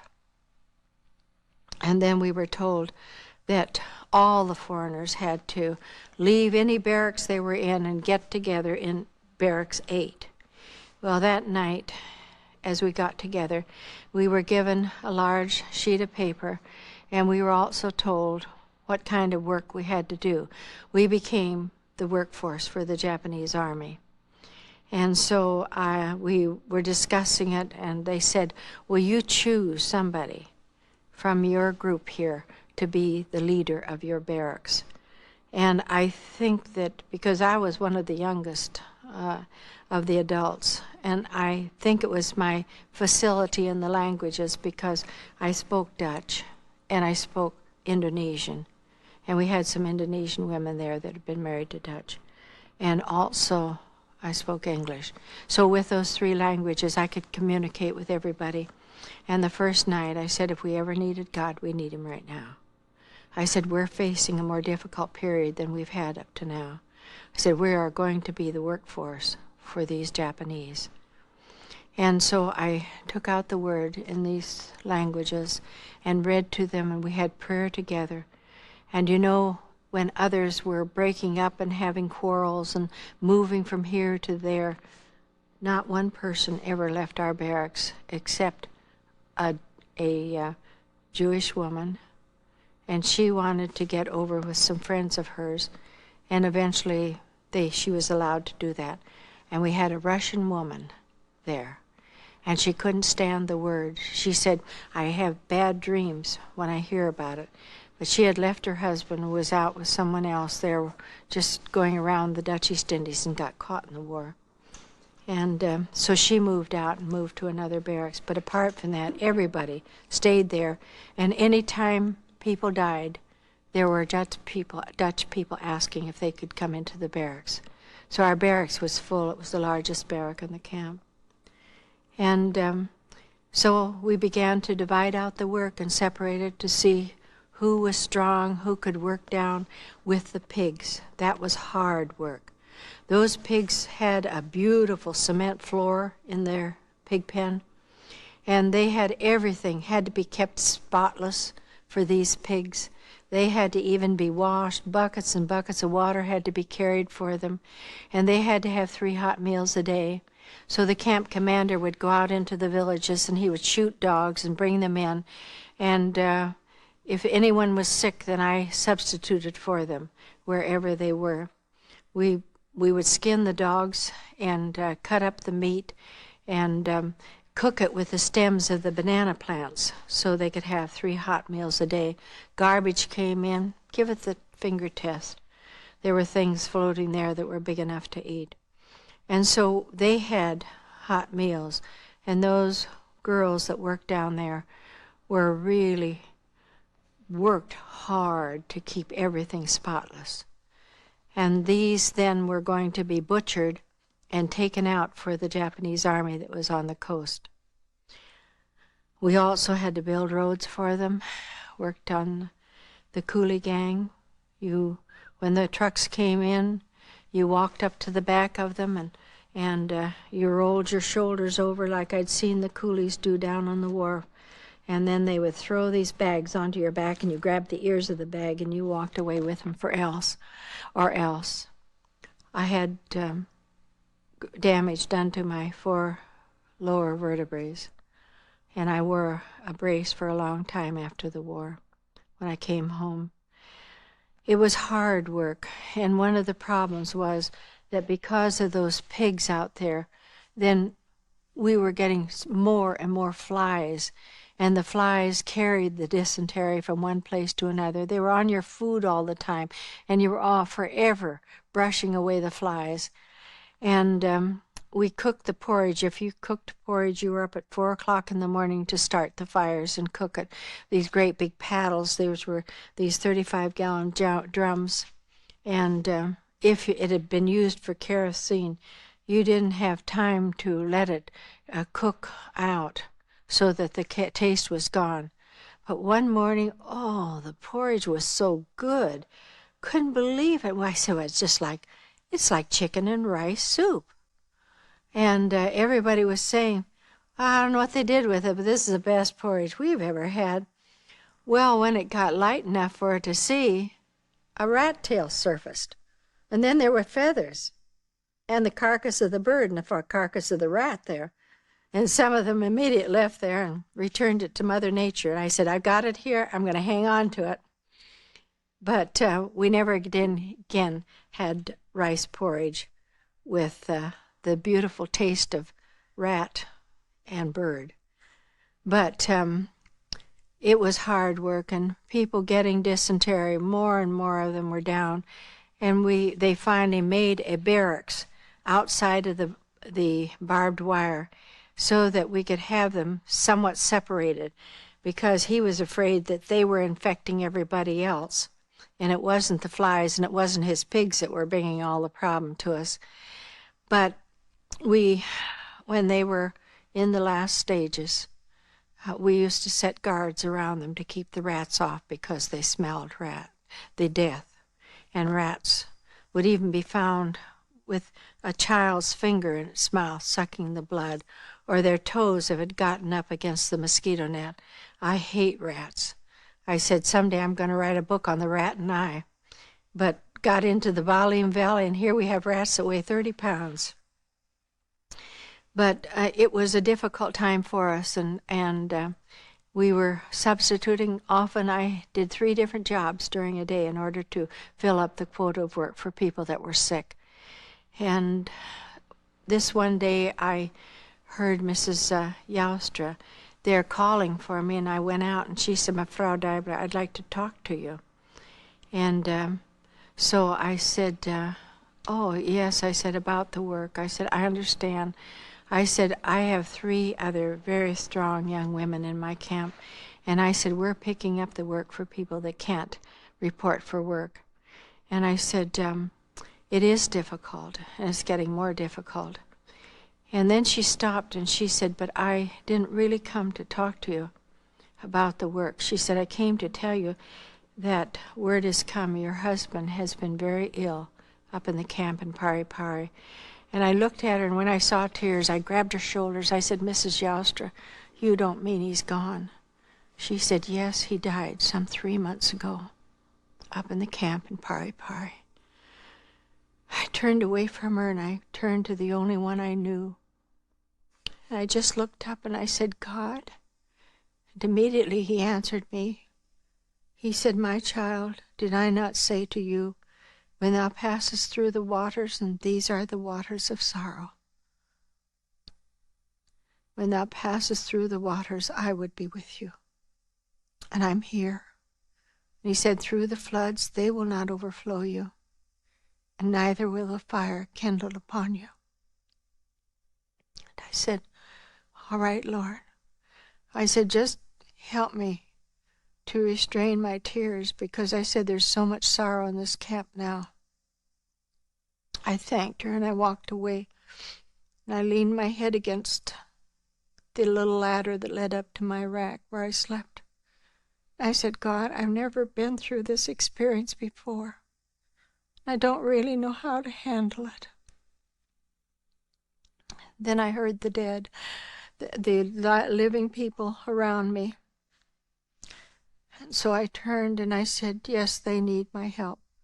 One woman was so sick, she called out. She said, Frau Deibler, I'm sick. I've got to have a basin or something. I grabbed up a basin, and I ran to her and held her while she vomited. I could hear little things plinking in the bottom of the basin. And I looked down into it, and it was worms, roundworms. She was so full of roundworms they'd gotten up into her stomach. We had worms of every kind you can imagine, and nobody escaped it. And our children were full of worms. And all we had to give them was some of these little tiny red-hot onions that somebody had in the camp, and we planted them immediately. And we would give them as many as they could eat, because they're very hot. It was very hard with the little children. But to try to get that down, and then we didn't give them anything to eat until after they had had a movement. And that would be just filled with worms of every kind. And even out where we had the toilets, you couldn't even get near the hole because of the maggots that were crawling all around it. So we'd have to get water and wash them out. It was a difficult time. So that afternoon, after we had finished work, the camp commander called me over to his office. And I went in, and he was standing there behind his desk. And he said, Anyonya, he said, you've been such a help to the others. He said, don't lose your smile. And I looked at him, and I said, sir, may I speak to you? He said, yes. He said, you know, the women in Japan have heard just what you heard today. I said, I understand that, sir. I said, and he said, you're very young. he said, someday the war will be over, and you can go back to America, and you can go dancing, go to the theaters, you can marry again, and forget these awful days. And I said, sir, I do want to speak to you. So he motioned for me to sit down across the desk from him. And I said, Mr. Yamaji, I'd like to explain something to you about the one that I came to know as a little girl. And God gave me the most beautiful opportunity. I just laid the plan of salvation before him. Maybe you have never even heard about Jesus. I said he was the Son of the Creator who made all things. And as I explained it to him and told him, Mr. Yamaji, maybe God brought me to this time and this place for you. I said, maybe he brought me here to tell you he loves you. And I said, Mr. Yamaji, I don't hate your people. For where the love of God is, there's no room for hatred. And I said, and that is my hope. I know that someday that I'm going to see my husband because I know the Lord. And as I was speaking to him, the tears started down over his cheeks. And he just got up and he walked into his bedroom. And I could hear him crying in there and blowing his nose. He didn't come out to dismiss me because you never spoke to them without asking permission, or they slap you right across your mouth. And you never left their presence without asking first to be dismissed. And then he would dismiss you. But it was so long, he didn't come back out, and I could hear him still in the bedroom crying. So I finally got up and quietly went out and left him. And, things, as far as our food was concerned, we finally got some fish in. And they would bring in these little tiny fish. Well, we didn't take a thing off of them. We didn't take a thing out of them either. And I remember sitting one day next to Mrs. Presswood, and she was looking down at that fish, and I said, is there a problem, Ruth? I could eat that head, she said, if it didn't look up at me so pitifully. And I laughed. I said, look, I've already lost my pity for that little piece of fish. So I said, here's a piece of the tail of mine, and I'll eat the head of yours. Because there isn't a thing about a fish you can't eat. And the only thing is the pupil of the eye, because it gets like a little BB after it's cooked. It's very, very hard. So then we had settled into the work, and it was getting worse and worse. And one day this big limousine came in. Now, we called it the death wagon because it very often meant death for somebody in that camp. And it belonged to the Kempe Tai, which was like the German Gestapo. It was a secret police. And they would take people away. Women that were taken away and came back never talked about what happened to them. Some did not return. One day they called for Miss Kemp and Miss Seeley. And I saw we called him Sweet 17. He had come into the camp. And he was the second in command because the other second in command was a very ruthless man. And I think that he even got on Mr. Yamaji's nerves. But he was a ruthless, cruel person. And so this little fellow, when he came in, he was just exactly the opposite. And he would always come over and want to shake hands. And especially every day he'd find me somewhere. And he would shake hands with me. But when they finally told me that my husband was dead, he came over and he said, Nyonya, I am so sorry. And then I realized that that little fellow knew he had been in the camp with my husband when he had passed away. And he knew about it, and he knew that the Kempe Tai said nobody was to tell me anything about his death. And even the Catholic priest didn't dare to tell me when he came down to the camp, because they said, if you do, we'll shoot you. You have no right to tell her. And they expected, I guess, for me to commit harakiri, to kill myself. But this little fellow came running, and he was trying to find Miss Kemp and Miss Seeley. Well, Miss Kemp was in the sewing room because we were making the uniforms for the Japanese. And Miss Seeley was down working in the garden. We raised the vegetables for the Japanese army. And when they brought them back, they didn't even give them a chance to come and get another dress or anything else. They just put them into the big black limousine and took them away. And I'd been working on the road, and I'm telling you, we were just shocked to see these two older women, godly women, my fellow missionaries, being taken away. And we pondered on why they would take them.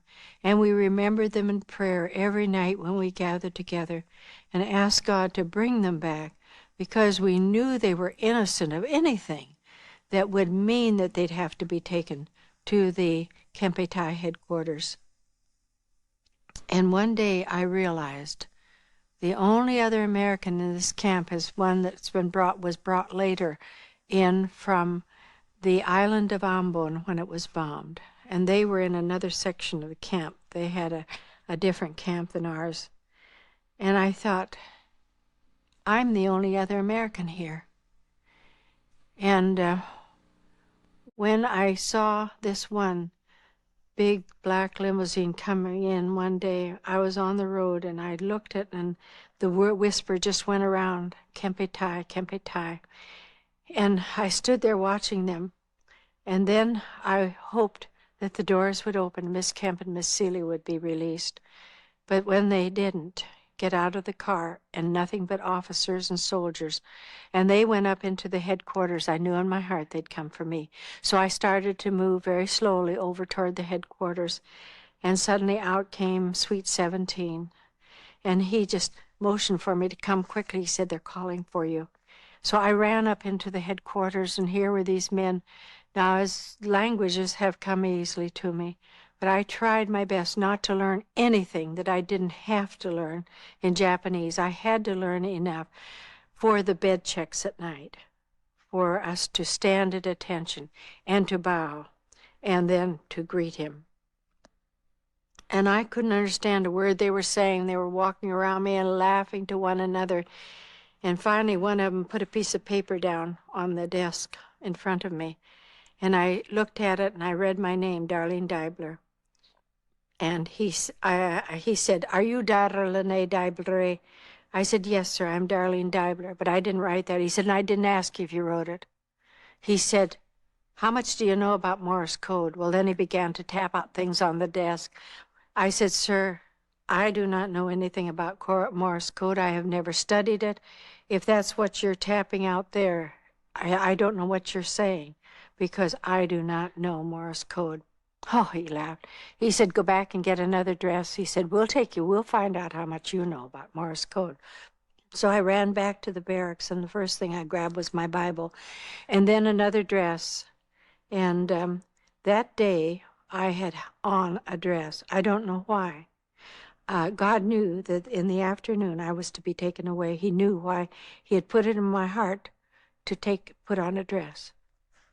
So I came back and had another dress in my hand and my Bible, and they opened the door, and two officers on either side of me and the soldiers, and we were taken out of the camp. And then I was taken down to the city of Makassar, which I knew very well, having been there for those years. And I saw they were pulling up into a circular driveway in front of what had formerly been the Native Insane Asylum. And when we pulled around so that I could see this first cell block, and I saw in the last cell over there was Miss Kemp. Now, Miss Kemp had been quite a large woman, and she was hanging on the bars there, and I could see her arms all black and blue, and she kept shaking her head at me like this, and I knew that she had been without sufficient food because she had lost so much weight. And when I stepped out of the car, I just said, God, you took Russell. Do I have to go through this as well? And so sweetly my Lord said, my child, I want you to remember, it is those that I love that I chasten. And I said, all right, Lord. But I said, whatever you do, help me to be a good soldier for you. And I remember the very last words Dr. Jaffrey ever said to me when he was being taken away from our camp. He leaned over the tailgate, and he was a Scotsman. And he looked down at me and he said, Lassie, whatever you do, be a good soldier for Jesus Christ.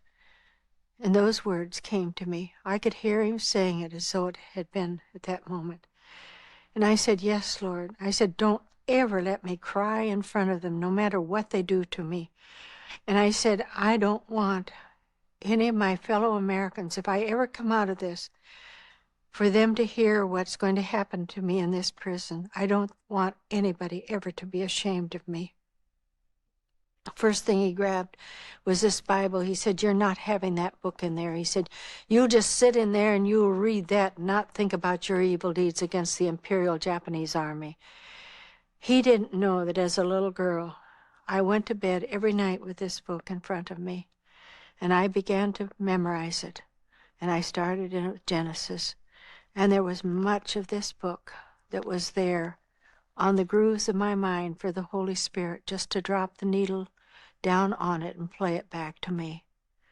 And so I didn't mind him taking my Bible. But then we went through the next cell block. And then I heard Miss Seeley, this godly gray-haired woman, and I knew that just within those 2 weeks that woman was a raving maniac. It was just terrible, the things she was saying, and the way she was screaming, and maybe she was trying to sing. I don't know, because she was tone deaf.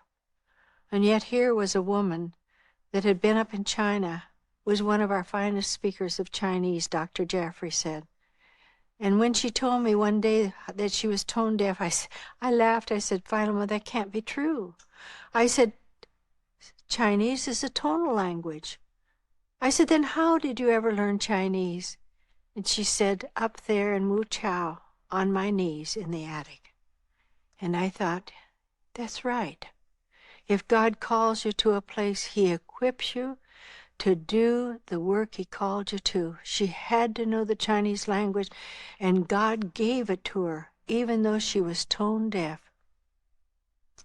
Maybe she was trying to sing, but it was awful, the raucous voice that came out of that cell. And that was the next cell block. And then we walked on, and we went across an exercise ground. And I saw this big cell block there, and I noticed that one of them had been boarded up. The window was completely concealed. And the guard yelled at me to go, and I tell you, the point of a bayonet in your back is a very grand persuader.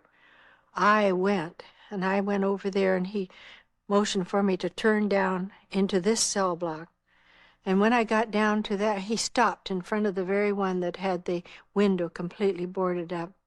He stopped there at the door, he took out his key, unlocked the door, threw the door back like this, and then stepped back, and he just shoved me into it.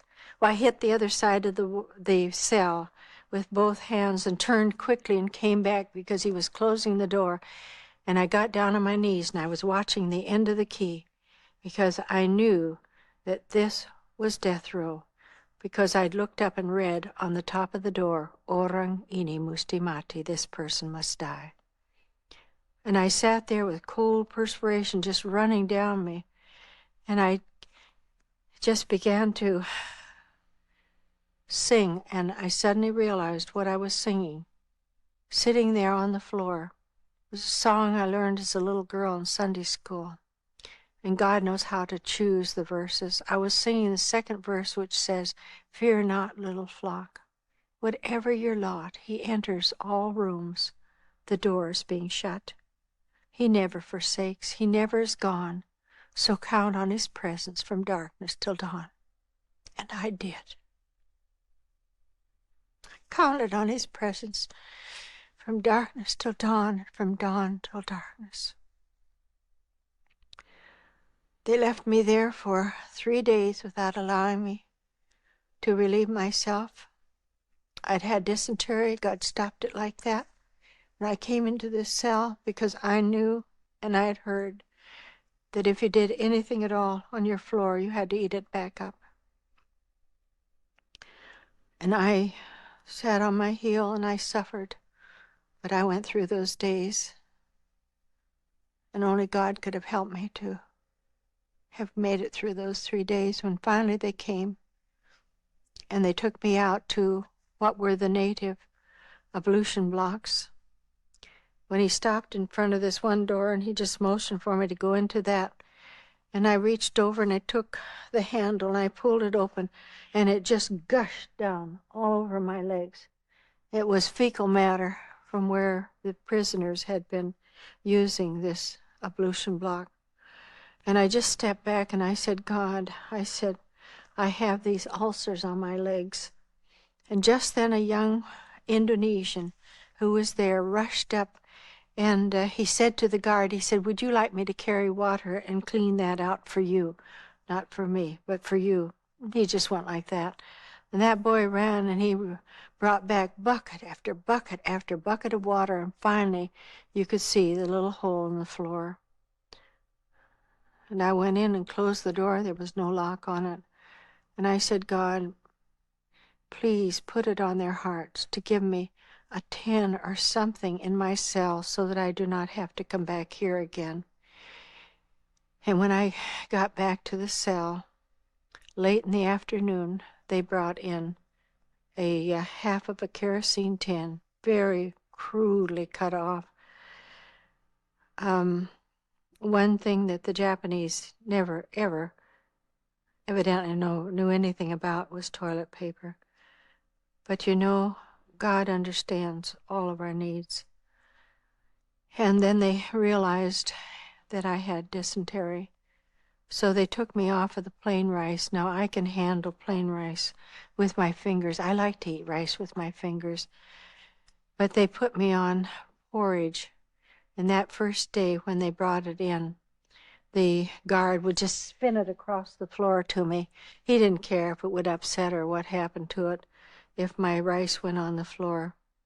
And I looked at the rice, and because the window was boarded up, there was very little light in the room, it's just the transom above the door. And through the light that was coming in, when I picked that up, I could see the rice, and I had clapped my hands when I saw it first because there was white stuff on there. I was sure it was just fresh grated coconut. And I said, Joy, oh, Joy, somebody out there knows I just love fresh grated coconut. But when the light hit it, it wasn't coconut. It was full of maggots. And I thought, how am I going to manage this? Because there were just dozens and dozens of these big blue bottle flies because of an open tin with dysentery. And there they were, and they were on to my porridge. And I was trying to get them off and shake them off, and I would put it under my dress, and the minute I pulled it out, well, here they were again, and they were right on it. And when I would get some of the maggots up onto the side of the plate there, as a tin plate, then the flies would be on it. And I said, well, if they can eat it, so can I. So I never took another maggot out. And I didn't have a spoon, so I had to make a funnel with my hands, and I'd let it run into my mouth. And I had no way of washing my hands or the plate, and I would lick the plate clean because I needed everything that was on that plate. It was about 2/3 of a cup of rice, and was full of maggots. And that was all I was ever given. I was never given drinking water. And I realized how good it was that I was getting porridge because I was getting some fluid just with that porridge. And I would lick my fingers then, one after the other, and then I'd spit on the palms of my hands, try to get them clean. That's the only way I stayed clean, because in all the months I was there, I was never given water to wash my hands with, and I would spit on my hand and get my face clean. I was never given a bath, only once, and that happened to be that there were 2 women from my barracks that were brought down. They were trying to find some money, and those girls were really beaten badly. And but they didn't want them to know my condition, so they allowed me to go out and have a bath that one day, and that was near the beginning of my time in the secret police prison. But apart from that, I never had anything to wash with. And it was nothing but 2 boards that they put on the floor. And the first morning after I slept on them, I was glad for them at first because it was ceramic tile on the floor, and it gets cold even in the tropics at night. And I had no blanket was ever given to me, and I was so grateful for this dress because it had a complete circular skirt. And so I would wind it around myself when I went to bed at night to keep some warmth. And when I got up the next morning after them bringing in those 2 planks, I thought, oh my, not only do I have the mosquitoes on top of me at night, but I have them coming in underneath those boards. But when I lifted up the board and began to examine them, it was crawling with bed bugs. And so I took out one of my hairpins and I would flick them out onto the floor and kill them as they ran across the floor. And then I had to spit on the floor and wipe it up with my dress in order to get that blood off of there. I'd learned my lesson well. He came in one day. I had gone around the walls and killed all these mosquitoes that were full of my blood. And when he saw that blood on that wall, he was so angry with me. He said, I am just going over to this place. When I'm back, I want to see every drop of blood off of that wall. So I went around quickly, and I was frightened, and I took my fingernail, and I would scratch that off the wall, and then I got down to the quick, and so I took this one, and I used my fingers until they were down to the quick, and they began to bleed. Then I had to start with the next one. But I got it all off, but all my fingernails were gone down to the quick and they were bleeding. So I would have to spit on the floor and get that blood off of the floor from all these bed bugs. And I'd then blow the little bodies out toward the door and blow it out underneath and hope that the wind would come and get them away from the door before the guard came again. And then I was called for the hearings. I don't know what you've heard about hearings, but I know what brainwashing is. And I understand what it is to be brutalized.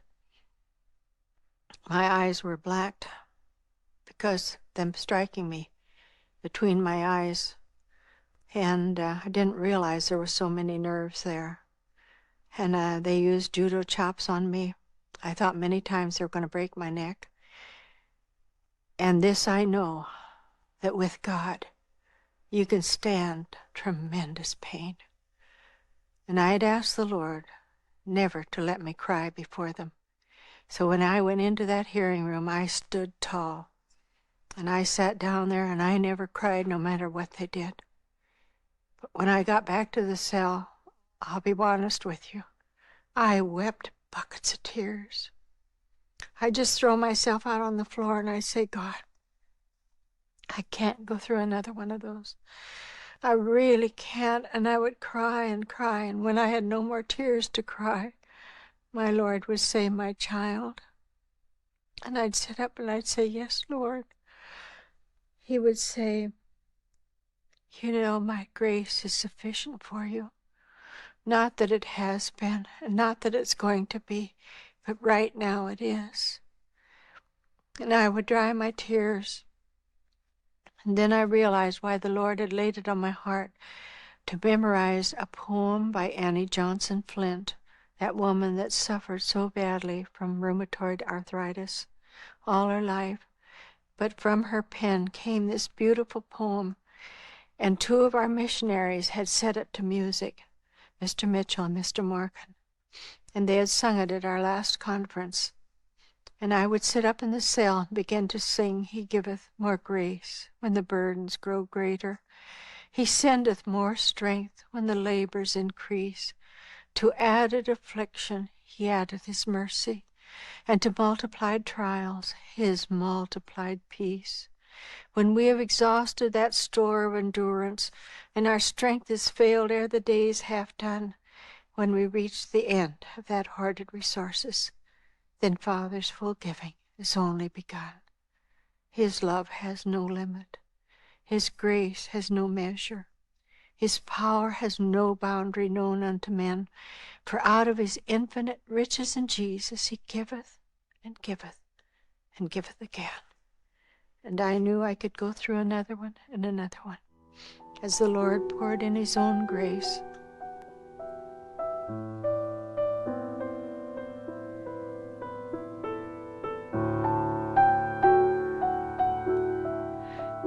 One day I realized I had malaria. and it was cerebral malaria, the kind that very often affects the brain and very often results in death. And I knew I had this malaria, and I was perspiring, and I would wet my clothes just completely through with the perspiration. And then I'd stand up and I'd walk across the floor with my dress to try to get it dry again. And that day I felt I just had to get up and get some air on my face. So I climbed up the window and put my foot on the doorknob, and I grabbed the bars of the transom above the door, and there I hung. Now there was an overhang of the roof, so nobody could see me, but I could see out. And suddenly I saw the guard coming, and he had a group of native prisoners. They were there for minor misdemeanors. They were allowed to exercise in the afternoon. But it was very exciting for me to even see another human face other than the men who had been trying me in the guard.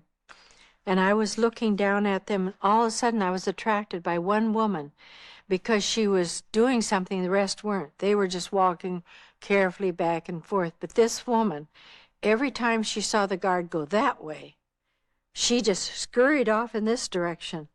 And I was watching her, and I thought, now why does she do that? And he turns around, he stomps his feet. They wore the high jack boots like the Gestapo did. And when she heard him stomp his feet and make his turn, she just stopped dead and totally relaxed. And nobody knew that she was going in one direction, but I sure did.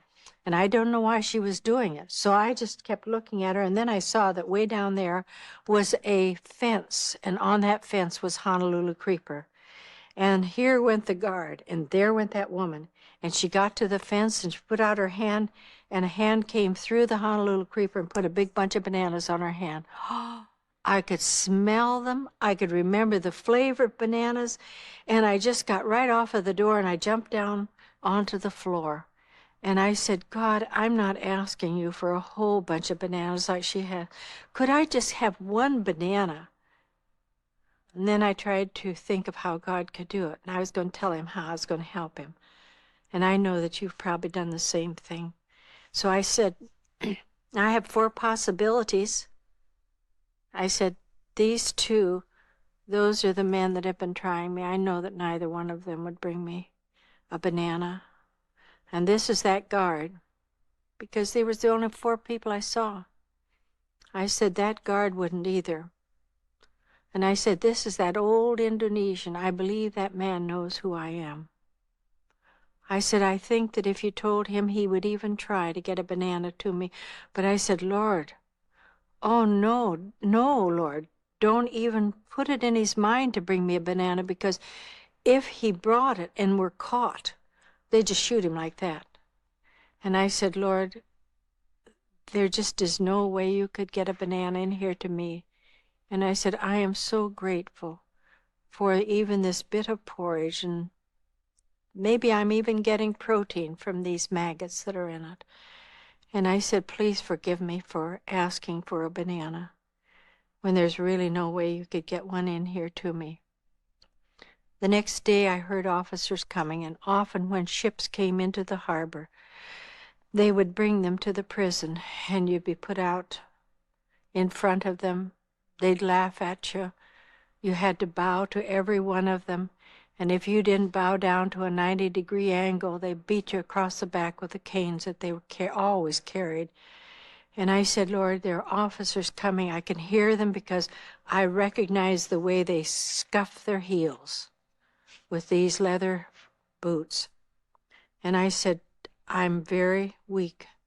And I said, you know that. But I said, just pour your own resurrection life into my body now so that I can stand up tall and I can make a good bow for these men when they come to the door. The door was unlocked, and when the door was open, who's standing in the door? It was Mr. Yamaji. And I looked at him, and he was smiling. And it had been so long since I'd even seen a smile on anybody's face. And I just clapped my hands. I said, oh, Tuan Yamaji, seperti lihat sobat yang lama. I said, Mr. Yamaji, it's like seeing an old friend. And the tears came in his eyes. He didn't say a word to me. He just walked back out, and he was talking to these men, and they were the men that had been trying me, and they had come to bring him down to my cell. I didn't know at the time, but I thought to myself, because I saw them go like this, and they didn't look at me again and sneer at me like they usually did. And I thought, Mr. Yamaji is telling them what I told him that day when I heard that Russell was dead and I was in the office with him. And later he confirmed it. He said, I told him what you had said to me. And I said that no woman that believes like that could ever be a spy. Finally, he just turned and came back in, and he looked at me, and I didn't know that 3 days after I had been told that I was to be executed as an American spy, and he drew his finger across his throat, the officer of the Kempe Tai, that they had gone then up to the camp and told Mr. Yamaji, do not expect her to come back, because we have found out that she has tuberculosis and she's dying, so she'll never return to camp, and tell the women that. And that was the message that they had gotten 3 days before. And so Mr. Yamaji came down, and he spent the next 3 days going from one office to the other until he finally got permission from someone for him to come in to see me. And that's how he got in there. And when he came back in, he looked at me and he said, yes, you are very ill, aren't you? Well, I was really just skin and bone then. I was dehydrated, but there was just, my hands were like bird claws. And I developed a beriberi, which is a form of dropsy, and I had enormous legs because they'd filled up with the fluid. And but the upper part of my body was just skin and bone. And he looked at me and he said, oh my, you're very ill. He said, I'm going back to the camp, and he said, the women are all asking how you are. He said, do you have something I can tell them? And I said, yes, Mr. Yamaji, when you go back, I said, would you tell them for me that I'm all right? And they'll understand, and Mr. Yamaji, I think you'll understand. I'm still trusting in the Lord. And that man nodded to me. He understood. And he turned, never another word, and walked out of the cell. And when he was gone and the door was pulled shut and locked, it just hit me. I didn't bow to those 2 officers. And I thought, as soon as Yamaji's gone, then I'll be taken back to the hearing room. And I said, God, I'm going to remain standing here, and you just help me to walk tall for you and to be a good soldier, not cry. And when the door went open, I heard the guard coming. He opened that door, and he walked in. He just laid them all out on the floor. And you know what they were? They were bananas. He said, they're all yours, and they're all from Mr. Yamaji. I don't know what you would have done. But I sat down, and I looked at those bananas. And in all my walk with my Lord, I've never known such shame as I knew that day. I said, I have no right to eat those. I said, here I was telling you yesterday you couldn't get one banana in here. And I said, Father, look at them. Look at the bananas you've got for me. Then I began to count them, and I don't know why I counted them, except that maybe you should know. There were 92 bananas. I just pushed him off in the corner, and he said, but listen, my child. I said, look, Lord. I said, that's almost 100-fold. He said, but that's what I delight to do. And then I wanted to eat them all at once. And I knew I didn't dare, because if I had gotten sick, then I'd have to eat that back up off the floor. And I've only enjoyed food going both ways once, and maybe I won't have time to tell you about it. So I said, Lord, I don't have much character, but please help me not to take any more bananas than my body can assimilate at a time. And then when they came to take me away, it was the morning when I had peeled the last black banana. I didn't throw away anything there except the little bit of skin that was left. I would even scrape that little white stuff inside of the peel. But the skin became very hard like leather, and it was very hard to eat. And I had peeled that, and the guard came and opened the door and said, "We're going to take you somewhere else." And so I stood up. I didn't have anything to take with me.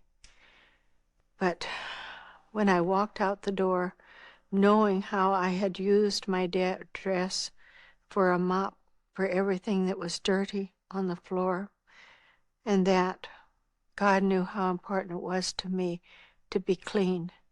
And when I walked out of that cell, that dress was as white and clean as the day I put it on. And all I could think was, Lord, you are the same God who led the children of Israel through the wilderness, and their shoes did not wear out, and neither did their clothing. And that was a miracle of God.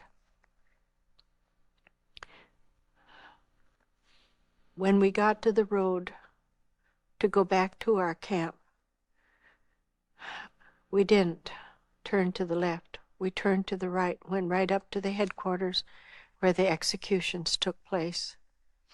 God had been speaking to me for 2 or 3 days, and just 3 phrases of a verse in Corinthians that says, "Who delivered and doth deliver, he will yet deliver." Only those 3 phrases. And I would say to him, "Lord, I know you have delivered me from the law of sin and death, and I'm free. I'm free." And he would say, "Who delivered and doth deliver, he will yet deliver." I'd say, "God, how could you ever get me out of this prison?" And he'd come right back, "Who delivered and doth deliver, he will yet deliver." So I thought, maybe I am going to be taken back to the camp. But we didn't turn to go to the camp. We turned to go to the place of execution. Miss Kemp and Miss Seeley were with me. They had to sign a paper, write it out. And Miss Seeley, whose mind was gone, was not able to do anything. And Miss Kemp said I couldn't write it. And I could see she was just black and blue all over her arms and her legs where they were underneath her dress. I could see they had been beaten too. And when we got her back to the hospital, she was black and blue from her shoulders to her wrists, from her waist to her knees. They had beaten her to try to get her to write out a confession that I had been doing spy work so they wouldn't have to try me. And she said I would say, "No, I know she's never been a spy. No, I know she's never had a radio." And this was what they were accusing me of. They said that there was a Chinese who'd seen me in the jungle having contact with the Allies. Nothing you said could have changed their minds. They had to have someone as a victim. And so then I wrote it for her. She said, "Darlene, please write it." I couldn't write it. So I went over and I wrote as he dictated it to me, that we are very, very thankful for the Japanese, that they have forgiven us for our terrible deeds against the Imperial Japanese Army. And then they had to come over, and both of them, their thumbs were taken and put on the black pad, and they had to put their thumbprint on that. And then he reached over and grabbed my hand, and he put my thumb into the ink and onto that, as though I were confessing to having done things against the Imperial Japanese Army. Well, they gave us the last meal. I don't know why they ever bothered to give the last meal, but it was the most beautiful rice I'd seen in years. And there was just plain rice, and then there was a piece of pumpkin.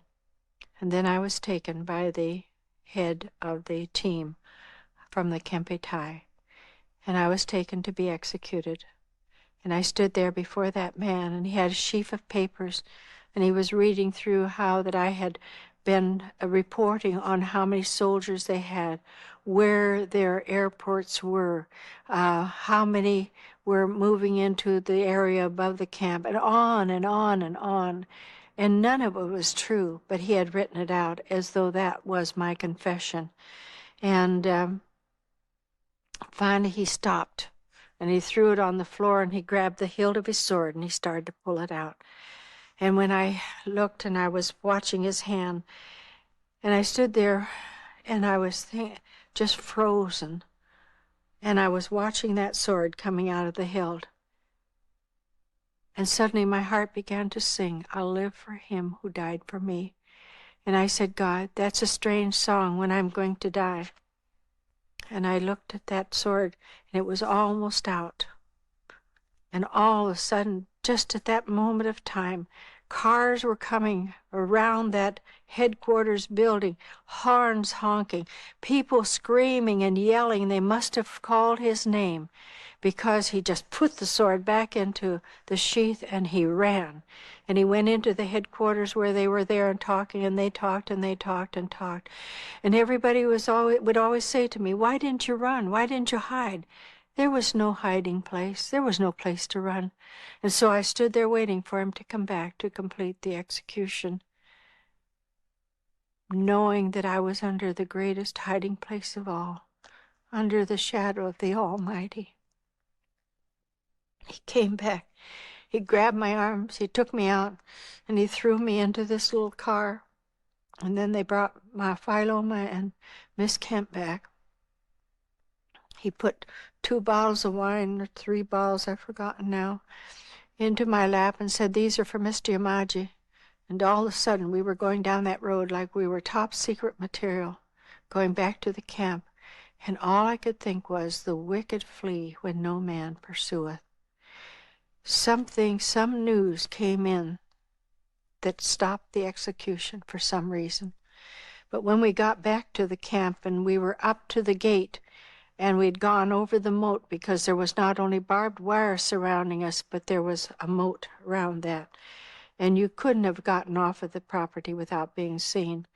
And he just reached forward and grabbed me here on my arm. And I was sure he was going to break it, because he twisted my arm.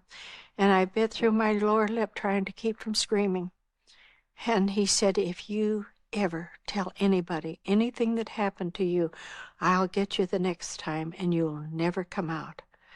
And fear came over me. We pulled up in front of the headquarters, and they just got out and went inside. So I got out with Margaret Kemp and Miss Seeley, and I motioned for people to come and get them and take them to the hospital. And then I saw Mrs. Presswood coming out of the sewing room. She was coming over toward me. And I walked over, and she put her arm around me and guided me back to the barracks. And when I got there, here was a woman who had been untrue to her husband, been living with the Japanese. She was a rotten, filthy woman, and she was considered the pariah of the camp. And she came up to me, and she said, I've got to speak to you personally. And she pulled me into the dining area. It was just a shed there. And she said, I have here a washancha, which is just a washcloth that they make it like a glove so that you put it on and your hand. And she said, this is for you. And she said, I was in the prison cell with your friend Visha, one of the pastor of the pastor's daughter from the tabernacle there. And she said, she made this for you. And I saw my name embroidered on this. And I said, remembered his words. He said, if you ever tell anybody anything that happened to you, I'll get you the next time, and you'll never come out. And I said, I will not take that. And she was so furious with me, she just turned white. She said, you take it. She said, I've been in prison too. And just then, Mrs. Presswood came in. And I said, Ruth, she's trying to get me to take this. I said, they said if I ever had any contact outside of the camp, they would get me the next time. And I said, I'm going over, and I'm going to tell Mr. Yamaji, because I know Mr. Yamaji will believe me. And Ruth went up to her, and she said, you get out of here. If I ever even see you near her, I don't know what I'll do to you. And I don't think she did know either. But then all my women were coming. And they were surrounding me, and that woman ran because she knew that they would just really beat her up. She'd gone toward the headquarters, and I thought, that's why those men have not left the camp.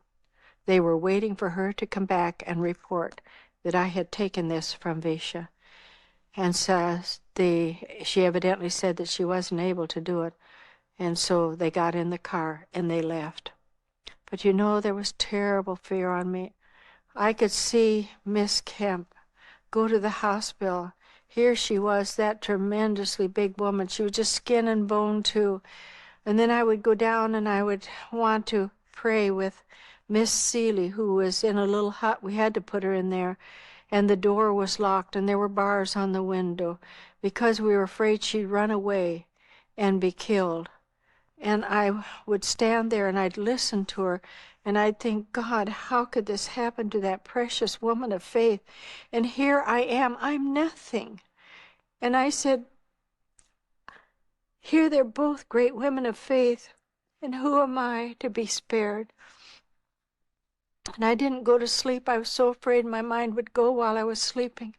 And it was 1 night and 2 nights and 3 nights and 4 nights and 5 nights. I didn't sleep, and during the day I worked trying to just encourage myself in the Word of God, and I would continually be repeating Scripture to him. And then the 6th day I couldn't go anymore. I knew I was finished. And I just walked out on this grassy plot where God had met me so many times. And as I walked back and forth, I said, Lord, I've tried and everything that was within me to reach up to you. And I said, I love you. But I said, I have no more strength. And I threw up my hands and I said, I'm gone. And in that moment, it was like arms went underneath me. And I found I was singing a song written by Dr. A.B. Simpson. Underneath thee, oh, how precious, you have not to mount on high, but to rest upon my promise and in trustful resting lie. And I saw it. That's what he wanted me to do, is trust him wholly, because he's wholly trustworthy. And the fear just drained out of me. It was like a physical thing.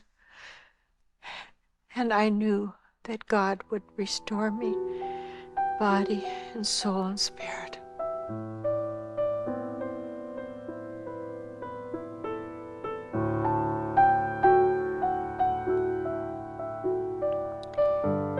We'd had bombings the year before.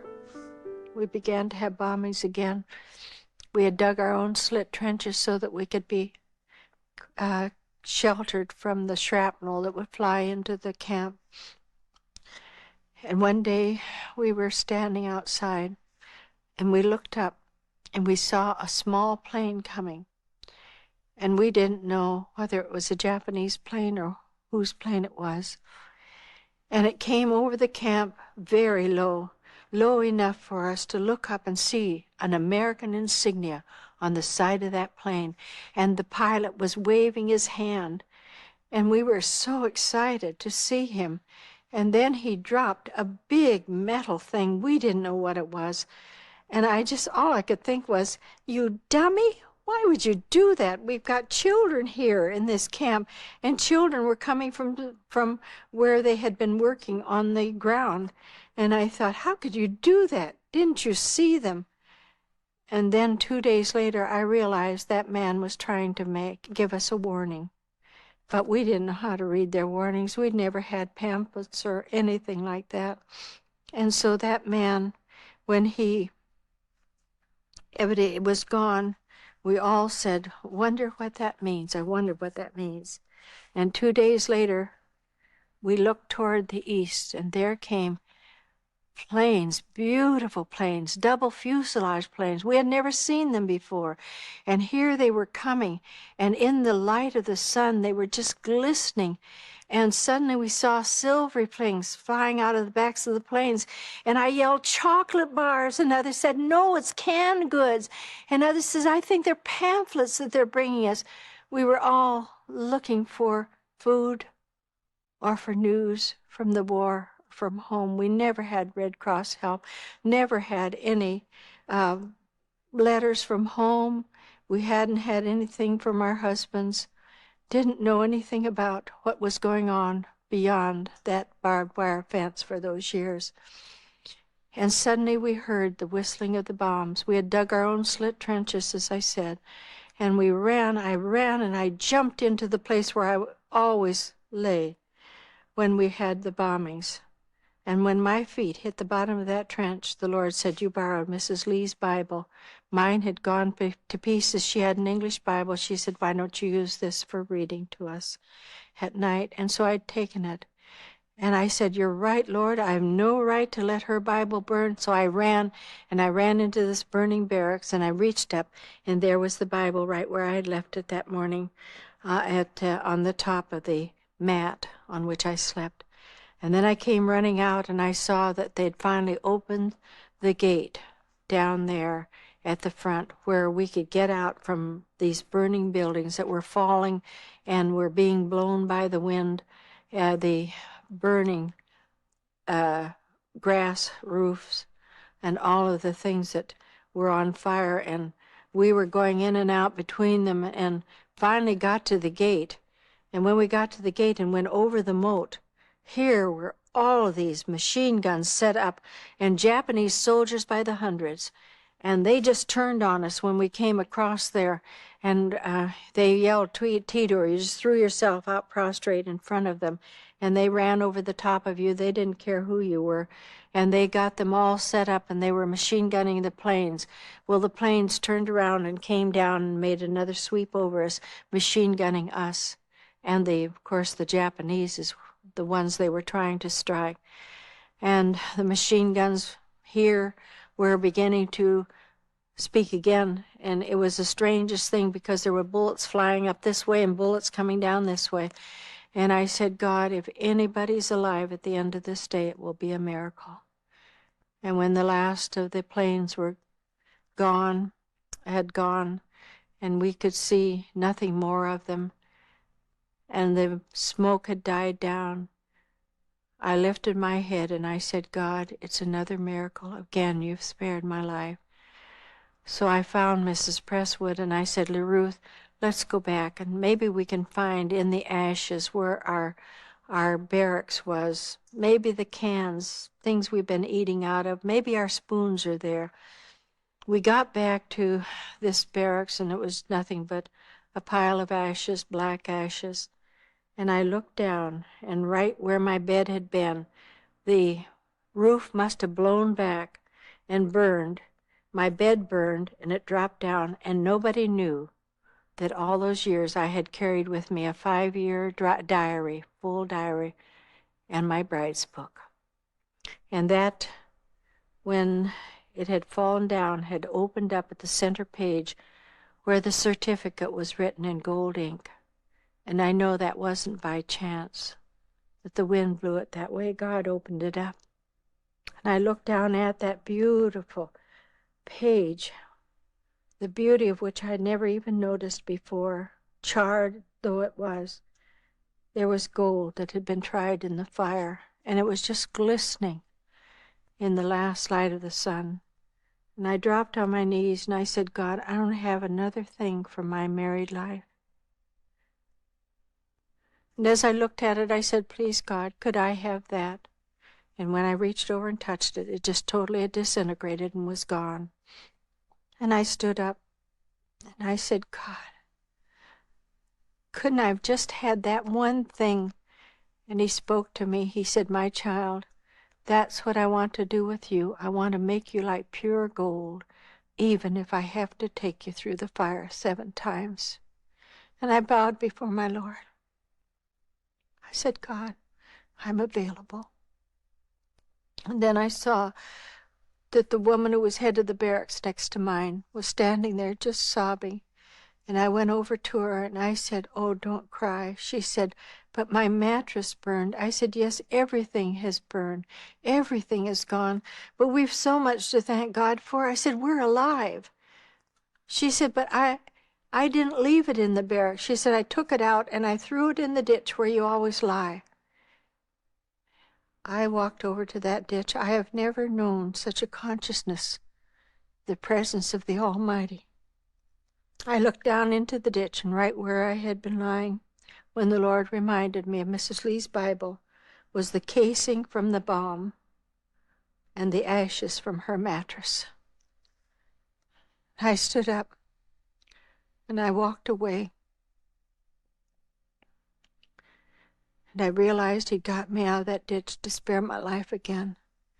And I said, when I was a little girl, 10 years old, I said to you, Father, that I would go anywhere for you, no matter what it costs.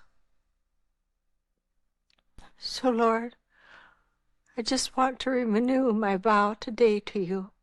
I'll still go anywhere for you as long as you give me life. And I'll not count the cost anymore. The Japanese must have known that a bombing was planned on our camp. They had to destroy the workforce for the Japanese. And so they had made some just crude shelters up in the jungle. So they herded us up there. And one of our boys had been struck by a bomb when he was lying in one of those ditches. It had gone through the buttocks and came out, and it just severed the leg. And they had taken him away. And the camp commander called me over and said, I want you to tell Mrs. Paul that they've taken Freddie away. And it was rather late when I came back. And as I told you, I always close the day with prayer with my people. And when I got in there, it just seemed like everybody was asleep, and you wondered how you could ever sleep because the mosquitoes were there just in swarms. And it was cold and damp. And we were sleeping just on the floor. None of us had any blankets. Nobody had any towels. We had nothing. And I just slipped in very quietly. And I thought, well, I will just lie down and we'll pray in the morning together. And then that night we had a night raid. And so everybody had to get outside, and I tried to help them to get to the door, and especially those with children, so that they would not lose their way. And we had to just feel to where the trees were in the jungle around us, and trying to find a place to, because the alarm went off that there was an air raid coming. And the next, after we got back into the barracks and the all clear had been sounded, and we were there, and I heard the women down at the end of the barracks there talking. And finally one of them said, Frau Deibler, are you still awake? And I said, yes, I am. They said, we've been talking about it. You know, every time you've prayed, we have always escaped having a night bombing. Would you, no matter what time it is you come in, wake us up so that we can pray together, because when you pray, God spares us the bombings. And so I told them I would. And from that time on, when I would come back and we would pray, Lord, no night bombings, we never had a night bombing. It was frightening. It was terrifying to the children. And then one day we were all called over to this open space where the camp had been. And the camp commander and the second in command were all in dress uniform. And they had the burial of the boy who had been killed. I had stayed up that night when the body was brought in because he'd called me. And I stayed there with Freddie until the next day when he could be buried along with the others who had been killed in the bombing. And they were paying tribute to those that were lost because of the bombing of the Allies. And then it was only a few days after that when we were called over again, and we were told that the Hirohito, the emperor, had signed that they would have complete surrender. The war is over, he said. I've seen pictures of the celebrations they had in your big cities. Saw one from San Francisco, another one from New York. All the confetti that was coming down, people laughing, people drinking with bottles in their hands and kissing whoever. But it wasn't like that in our camp. It was just a quiet walking with tears in our eyes to one another and saying thank you for being such a friend to me in these days. That was our celebration. But everybody was saying, oh, thank God it's over. And I think the angels stopped singing in heaven when they heard from 1,600 voices saying, thank God the war is over. We knew that many would be leaving graves behind them. And then the Allies came, and the Army of Occupation was the Australians. And because the interpreter that they had, who was Japanese, was not very good, they sent for me and asked if I would interpret for them. And so I would go down, and I was interpreter for the Japanese, the Dutch, and the Australians, and the Indonesians. One day and of course, we had no bath towels, we had no change of clothing. And I had just had my bath with my clothes on and was walking in the sun to try to get them dry. And I went up and sat on the edge of this shack that we were staying in, sleeping in at night. And I sat down there, and all of a sudden, I looked down the road, and there came somebody in a beautiful white uniform. And I could see his shoes had been polished until the sun shone on them, and it was a beautiful sight. And I said, oh, I haven't seen such all-togetherness in years. And he kept coming. And then he stopped with a group of Dutch women that were there. He must have asked where the American girl was. And so they pointed to me, and they were pointing like this, and then they all waved at me, and I waved at them, and he kept coming on. And when he got up there and stood in front of me, he just looked down. I was still sitting, and he looked down at my feet. Of course, they were bare. He said, don't you have any shoes? I thought, shoes? I said, shoes? Who worries about shoes? I said, it's good to walk in your bare feet. Makes them strong. Then he looked at me. He said, are you an American girl? I knew he'd never seen one that looked quite like I did. And I stood up just as tall as I'd ever stood before those Japanese. And I said to him, yes, sir, I am an American. And he said, and then I looked in his face, and I saw that it was empathy there and not anger, not at me, but at what the Japanese had done to me in those years. And he said, I'm sorry. I should have introduced myself. He said, I am Tom Sawyer, and I'm with the American Navy, and I'm from Los Angeles, California. And it was just on the tip of my tongue to say, sure, and I'm Becky Thatcher. But I didn't know but what he might have been teased about his name before, so I put it back in. And I said, and I'm Darlene Deibler, and I'm from Boone, Iowa in America. He said, what do you need? I said, food for our children. He said, we're going to make a free drop to you tomorrow. Is there any place? So I showed him the rice field down below us there. And I said, I know that Mr. Yamaji will give me white cloth to mark it out for you, and they will help me do it. And I said, you've got a good fly in and a good fly out on this side.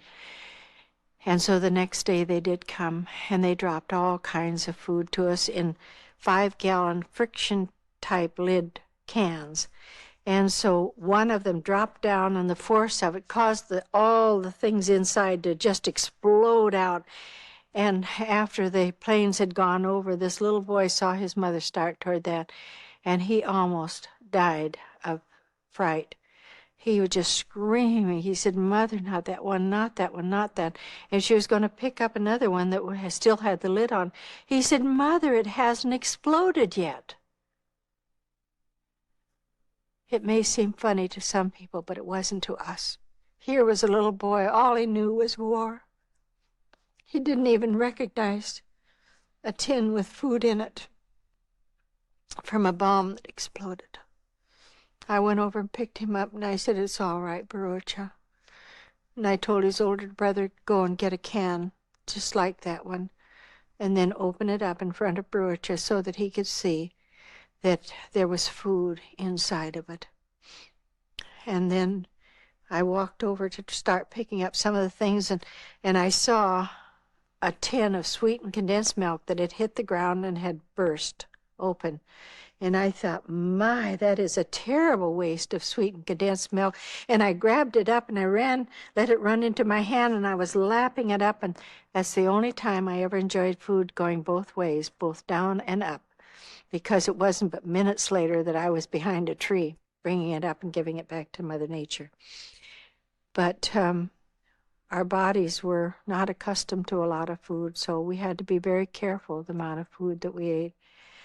We knew that the Japanese did not want us to go out of there without shoes, because this boy had made such an issue of shoes. And so one day the truck rolled in, and they did it, and I'm sure they had done it on purpose, but they had taken every pair apart. They were just tennis shoes, white tennis shoes, and they were all jumbled up in a mess. And they said, "Find yourself a pair," and they went away. And of course they thought that we would be so troubled and so mad about it. But it was such a hilarious thing. Everybody going, trying on a shoe on the right foot. If that fit, you kept that. And then you would go through the shoes and you would try to find one for the left foot. And they were having a real Donnybrook, some of them, because they both wanted the same shoe. And they were fighting and pulling hair and everything. And it just got so funny. And a woman came up and stood in front of me. And she had on two right shoes for the right foot. And they were both for the right foot. And she stood there and looked at me. And she said, "Do you think I should keep those?" And I said, "Yes, I think I would if I were you. You can call them your laughing shoes," because everybody that saw us started to laugh, because here were two right feet going off. And it was just the funniest thing that ever happened, and to us. And we lay there on the ground just laughing and laughing. And even those that had been fighting, I found one for my right foot, but I couldn't find the other one, so I just said, "Forget it," and threw that back into the pile. I'd walked in bare feet for all these years, so what difference did it make? But it was a funny thing. And you know, we needed that release. We would, things that were funny, we'd start to laugh and we couldn't stop laughing. We just needed to forget the terrible surroundings in which we were and what we had just gone through. So even though they did it just to be mean, by taking them all apart and throwing them in a jumbled mess there, they brought us a lot of enjoyment that day, and it was a great release for all of us. And we went away from there laughing. And every shoe was gone, but a lot of them didn't have the right ones, and it was very funny. But God provides those little things along the way. And they brought in some dresses, but those dresses that were made for us were the most beautiful, soft colors. But once they got dirty, you didn't dare to wear them again. We had no slips. And they looked like a bunch of spiders going around in a colorful web. They were funny, and we would all laugh about these, because all we could do was just put our work suit on, and we'd wear these dresses over it. And of course, the work suit underneath was showing through. It wasn't a very pretty sight, but we were very proud of those dresses. But we knew that we couldn't go out of that camp. And even Mr. Yamaji was so concerned that I have a pair of shoes, that when this boy had said, "I'm going to get you a pair of shoes," and they came in, he called me over to the office to try these shoes on. Well, they were the smallest one that young man could find, but I have a rather small foot. And so when I put it on, these great big shoes on my little feet, and as skinny as I was at that time, he said, "Oh, they're beautiful, they're beautiful." But I knew they weren't. It looked ridiculous. I said, "It's all right." I said, I know somebody that they will fit. And it was a woman who in the bombing had had her toes blown off in Ambon, and she needed a pair of shoes. So I said, it's all right. And he said, I'll just have to get you a pair of shoes. So that's why he asked my friend to bring me a pair of shoes and a dress so that I would have that on when I went up to see my husband's grave and then when I left the place, the island. But he said to me that day, you know, I spoke to those men that were trying you, the Kempetai, and he said, I told them that nobody who believed like you did could ever be a spy. And I said, yes, Mr. Yamaji, I understand. I felt that was what you were telling them that day. And I said, Mr. Yamaji, I have spoken to the Allies, and I told them that if it hadn't been for you bringing those bananas to me that day, I am sure I never would have come out of the camp alive. And he was very moved, and I said to him when I got up to go, I said, you go home in peace. And he said, and you go in peace. He was sentenced to be executed because he had kicked a man to death up in the men's camp before they brought him down to ours. And we also had to stand and watch him kick a native man to death because he had come into the camp with some sugar for one of the women. And he caught the man before he was able to give the sugar to whoever it was, for whomever it was, we don't know. But every one of us had to go out on this field, and all of us stand at attention and then pass before him so that he could see if there was any expression of recognition. There wasn't. So he's a very noble native man. He never identified anybody. And when they picked up the body, I'm sure there wasn't a bone that was whole. But God makes changes in people. And it was after that that I lost my husband, and they told me about it, and that the camp commander then called me over, and I'm sure he came to know the Lord at that time.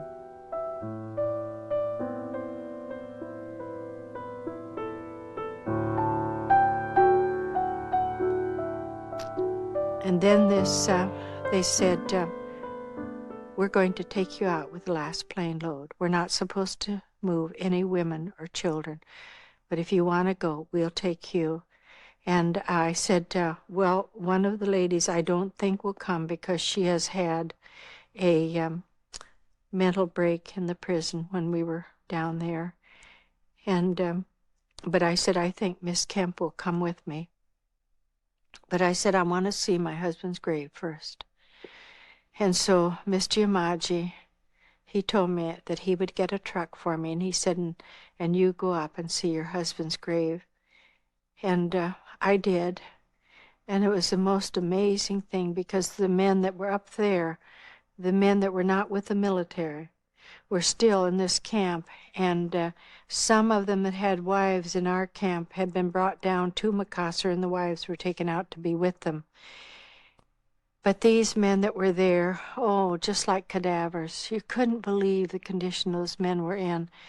But the few little clothes, they'd taken some of their clothes, and they'd gone into the villages and gotten eggs and chickens and rice and other things. And they had made the most beautiful feast I've ever seen. And they said, we knew you were coming, and we just wanted to share something with you. So as we sat around this table that was put so that everybody could see everybody else, they began to stand up, and they began to tell what my husband Russell had meant to them. One of them said, you know, we sometimes have these preachers that stand up in their ivory tower and they tell us how to live and everything else, and then they go down and they never touch on the problems of our life. But here was a man that was eating the same wormy rice we were eating, that was working for the Japanese just like we worked, was trudging through the mud when they took them on death march, and I think they were trying to kill them all off. And he was there in that mud and the rain, and sometimes for 4 days they kept us without any food at all. So we were eating leaves off of the trees and snails and anything that we could find to keep our stomachs full. But that man always had a smile and a word of encouragement. He was feeling what we felt, and yet he could smile and say, God is still cognizant of our need.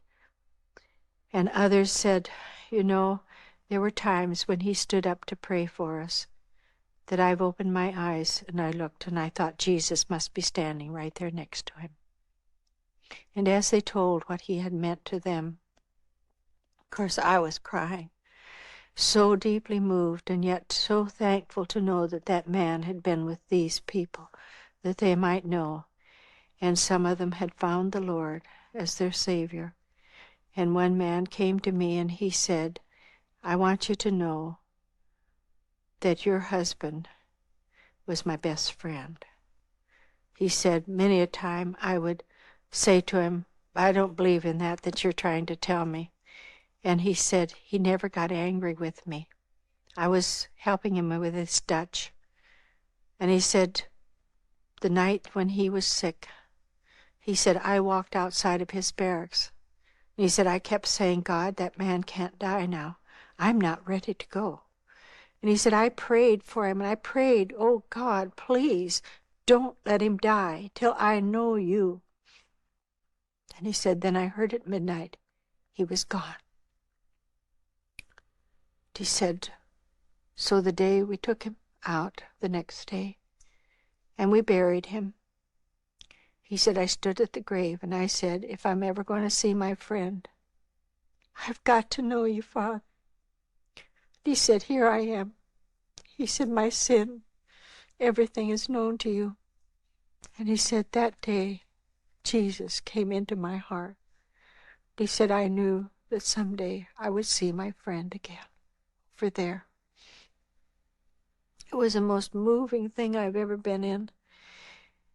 And then I stood up and I thanked them. And I said, I know that this feast was not per se for me, but you were trying to do honor to a friend who had been among you and whom God took away. And I said, so in his behalf, I want to thank every one of you here today. When I went out to get in the truck to go away, there were 2 big copper bags full of things those men had bought because they wanted to be sure we had food down there at the camp. And when I finally got into Makassar, here was the Japanese chaplain. He said, I want to talk to you. He said, I want to tell you that Mr. Yamaji really came to God there when you talked to him. And he said, he's been down here many times and I've been teaching him from the Word of God. He said, he's a real believer. And I said to the man, if it were just that one man, it was worth everything that I went through, that man might know Jesus Christ as his Savior.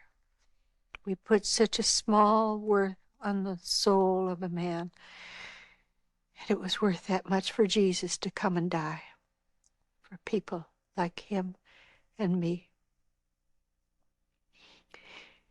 And so when I got in the house, because Mr. Presswood was the only man that had survived, he said Dr. Jaffrey died 1 month before peace was signed. And so when I opened up these bags, some people have wall-to-wall carpeting. I had wall-to-wall bananas, because from the door over there, clear in this big room, clear to the other end of it, here were hands of bananas. And Mrs. Presswood said, my word, I have never seen so many bananas in my life. And then the boys sent word to say that the next day I would be going out, because that would be the last plane load. So I went down to the beach, and the plane was out there in the water, and the boat came in to get me. The boys had all gotten aboard. And when I got in the boat, all I could see was that wooden cross up there on the hillside that with Dr. Jaffrey's cross over his grave, and knew how very quickly the jungle would grow in and they would be lost. And I said, God, I don't know if I will ever come back to this place again.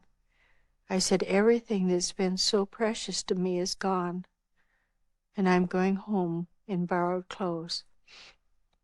And as I got in and they started to roll off, row the boat out, I suddenly heard the sound of running feet, and I thought, I'm not going to look back.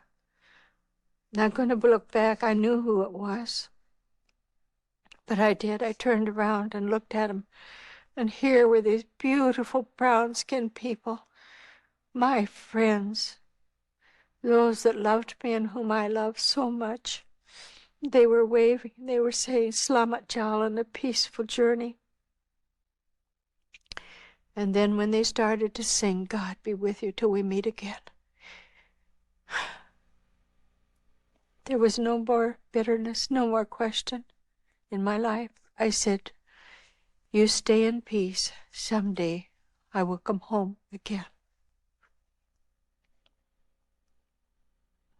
The boys helped us around the machine gun mounts in the back of the plane, and then the plane took out. And we went first to Balikpapan in Borneo, and they put us in a hospital. And it was a very interesting experience for us because we had never seen so much of cleanliness. And here were these girls there that were in the hospital, and they had pretty nighties with lace on them. And they said, what would you like to have? Would you like a cup of tea or would you want a bath? Oh, we said, could we have a bath? Because we had been having difficulty getting enough water out of those wells and having our bath and then just not even having anything to dry off with. And they said, well, of course, you may have a bath. And we went in there and we had hot water in the showers. And we bathed and and there was soap there. And I said, Margaret, I said, and there's soap. And she said, yes, have you smelled it? She said, it smells so good. And we were soaping in, and then we'd rinse, and we'd soap in some more, and we'd rinse. And we washed our hair. And I don't know how long. It must have been more than an hour we were in there. And I said, I know my hair now is clean because it's squeaking. And she said, oh, and the smell of that soap. And so finally we heard a knock on the door, and a voice said, girls, tea is ready. So, and you may have another shower afterwards if you liked. And so I whispered to Margaret when we came out of the stalls there, we had dried off and had put our clothes on. And I said, who would ever want a cup of tea when you can have a shower? And didn't realize that this was an Australian camp, and that's what you call the evening meal, tea. So we went in there and we looked down, and there were knives and forks on the table. And they brought in Welsh rarebit. And Margaret looked at me and I looked at her because we'd been using nothing but spoons. And we saw them take up their fork with this hand and the knife, and they cut every bite and then put it in their mouth with their fork, and then they cut the next bite. And she looked at me and I just said, wing it. And so we pretended like we'd been doing this all those years, and we got through the Welsh rarebit. And then they went in and they said, well, you sleep in these two beds over here. I was looking across at the girls over there, and all of them were watching us, and they were wondering if we weren't going to get in bed. And so I said to Margaret, whispered to Margaret, we'll just sit on the side of our bed and we'll read our Bibles till they turn the lights out, and then we can get into bed with our clothes on. And we read, and the lights didn't go out, and we read some more, and they didn't go out. Finally, the girl was in bed up there, and she had on such a pretty nightie, and she came down, and she said, don't you girls have any night clothes? I said, oh, no. I said, but we're used to sleeping in our clothes because we always do, and then we're ready for work the next day. And the tears in her eyes, she said, not tonight. And she got the head nurse, and she said, you got to get some nightgowns for these girls. And so she went out to the PX, and that was closed. So she went clear across to the men's camp and said, need 2 pair of pajamas. And so they gave them to them, and said for these POWs that have just come in, we were the last camp that was ever found. And when they brought them back, I was so moved at their concern.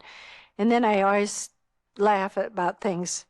So I took these pajamas that they had gone so far to get for us, and I put the pants on. They were this tall unit of Australians you may have heard about that are over 6 feet tall. And I pulled the pants up here, and I said, well, I don't really need the top. And they were all laughing, and then I got the top on, was rolling it up like that, and then I'd find this hand, and I'd put that in, and really made a joke out of it because I was so moved, and I didn't want to start crying. They were crying, and then they would all clap when we got into the pajamas, and they said, now you can sleep, have a good rest. They didn't know what they were telling me because that bed was not like that flat, rigid bamboo rack I've been sleeping on. It had springs in it. And in the night, I'd drop off to sleep, and the spring would give it. I'd grab the side, and I thought, it's a bombing. Must be an earthquake. And then I'd feel that again, that the iron. And then it dawned on me, I was in the hospital. Oh, that was a terrible night. And Margaret finally came over very quietly, said, can you sleep? And I said, no, I can't. I said, these terrible beds. She said, let's get out and sleep on the floor. And I said, yeah, that's a good idea. I said, what if we don't wake up before they do? Oh, she said, we better go back to bed. I said, yeah, we better stay right back in our beds there, and even if we don't sleep. It was a long night, and it was a sleepless night, I can tell you. We got up the next morning, and the boys said, we'll put you on the last plane load again today. And so late in the afternoon, they came and got us. And they said, be ready for the last flight tomorrow morning. So we went back, and we had a night there. And then we went on up to Palawan Island. I'll never forget my feeling when I flew over that great cemetery there on the island. All those white stones to mark the graves of the men that didn't make it. Boys, young men who had died that people like me might be free. And I could hardly stand it thinking of all the lives it had cost to bring freedom and peace, so-called peace, to this world. And the boys then helped us over the machine gun mounts and helped us down onto because we landed on the beach. And when I looked up and I saw that on either side of the walkway leading up to the mess hall, and that was the only building I could see, were all these young men in white. And I whispered to Margaret, I said, Margaret, I think they think somebody important's coming. And just then the boys put their hand behind our shoulders, said, go on now, go on. So we walked over there. And when I stepped between the first two of those boys standing there, every hand came up in a salute to us.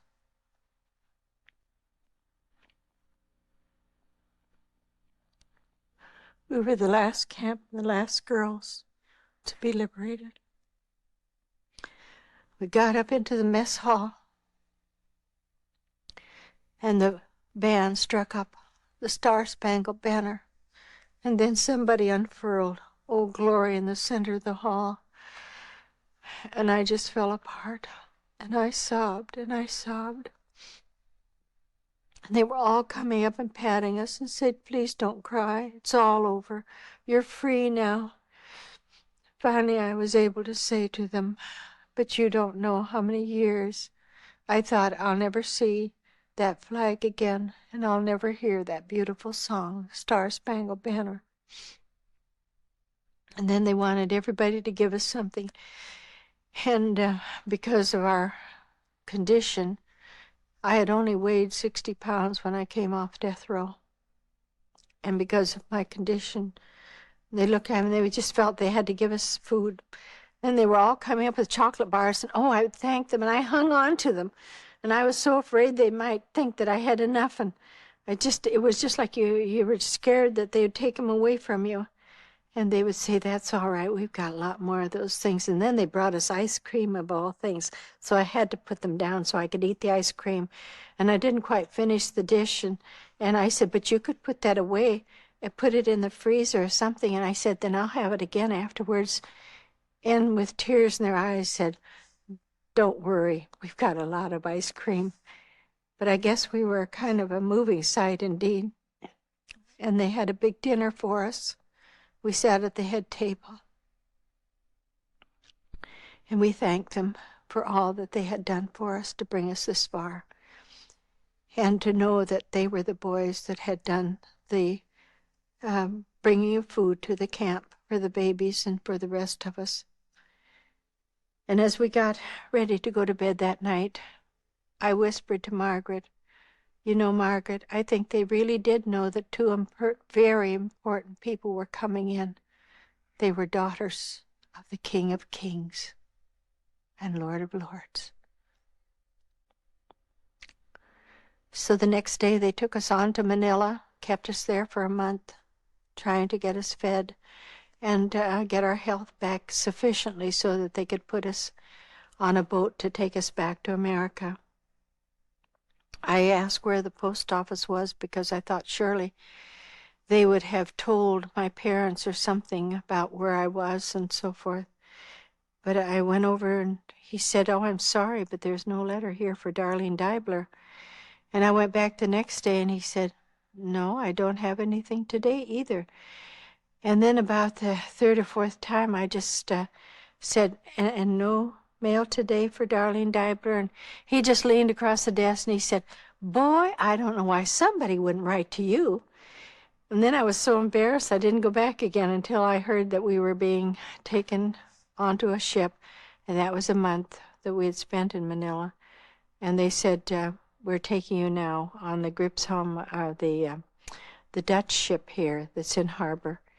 And so they took us 23 days out of sight of land until we came to California. And we were to go in under the Golden Gate Bridge just at sunset, and that is a beautiful sight. And I was looking at that thinking, what a beautiful entrance into this land. And everybody was coming up and said, aren't you excited? And I said, well, not really. I said, I don't know anybody in California. I said, I was raised in Iowa. I don't know anybody out here. And I said, I don't have a passport. I said, everything I've had is burned, and I don't have any money. And they said, oh, well, just look for a Red Cross person. And then the band had begun to play I Lost My Heart in San Francisco. And I thought, I haven't lost a thing here as far as I'm concerned. And then before we could even get to a berth, they came, the message came over the loudspeaker that we're sending you on up to Seattle, Washington, because there's not a single berth here that is vacant. And I thought, oh, that's good. At least 2 more days in known territory. And then when I get off of this ship, what am I going to do? Well, 2 days later, we arrived in Seattle, Washington, and it was Navy Day. So they said, well, they deloused us, and they gave us a Red Cross package, but they wouldn't process us because it was Navy Day and everybody was out celebrating. I thought, that's great. I can sleep another night here. And we were sleeping 3 deep in hammocks out on the deck because we were so many POWs. Most of those were people from the Philippines Filipinos who had married the boys during the war. And the next morning I saw all these that had become my friends getting off.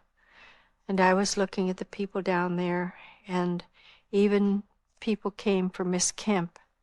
And I was watching them go, and then it hit me. The reason you've heard nothing from your daddy and mother, because as I said, we were a close family, it must be that both of them are gone. So I went out and I crawled in under these hammocks that we had been sleeping in, out on the deck with the canvas over us.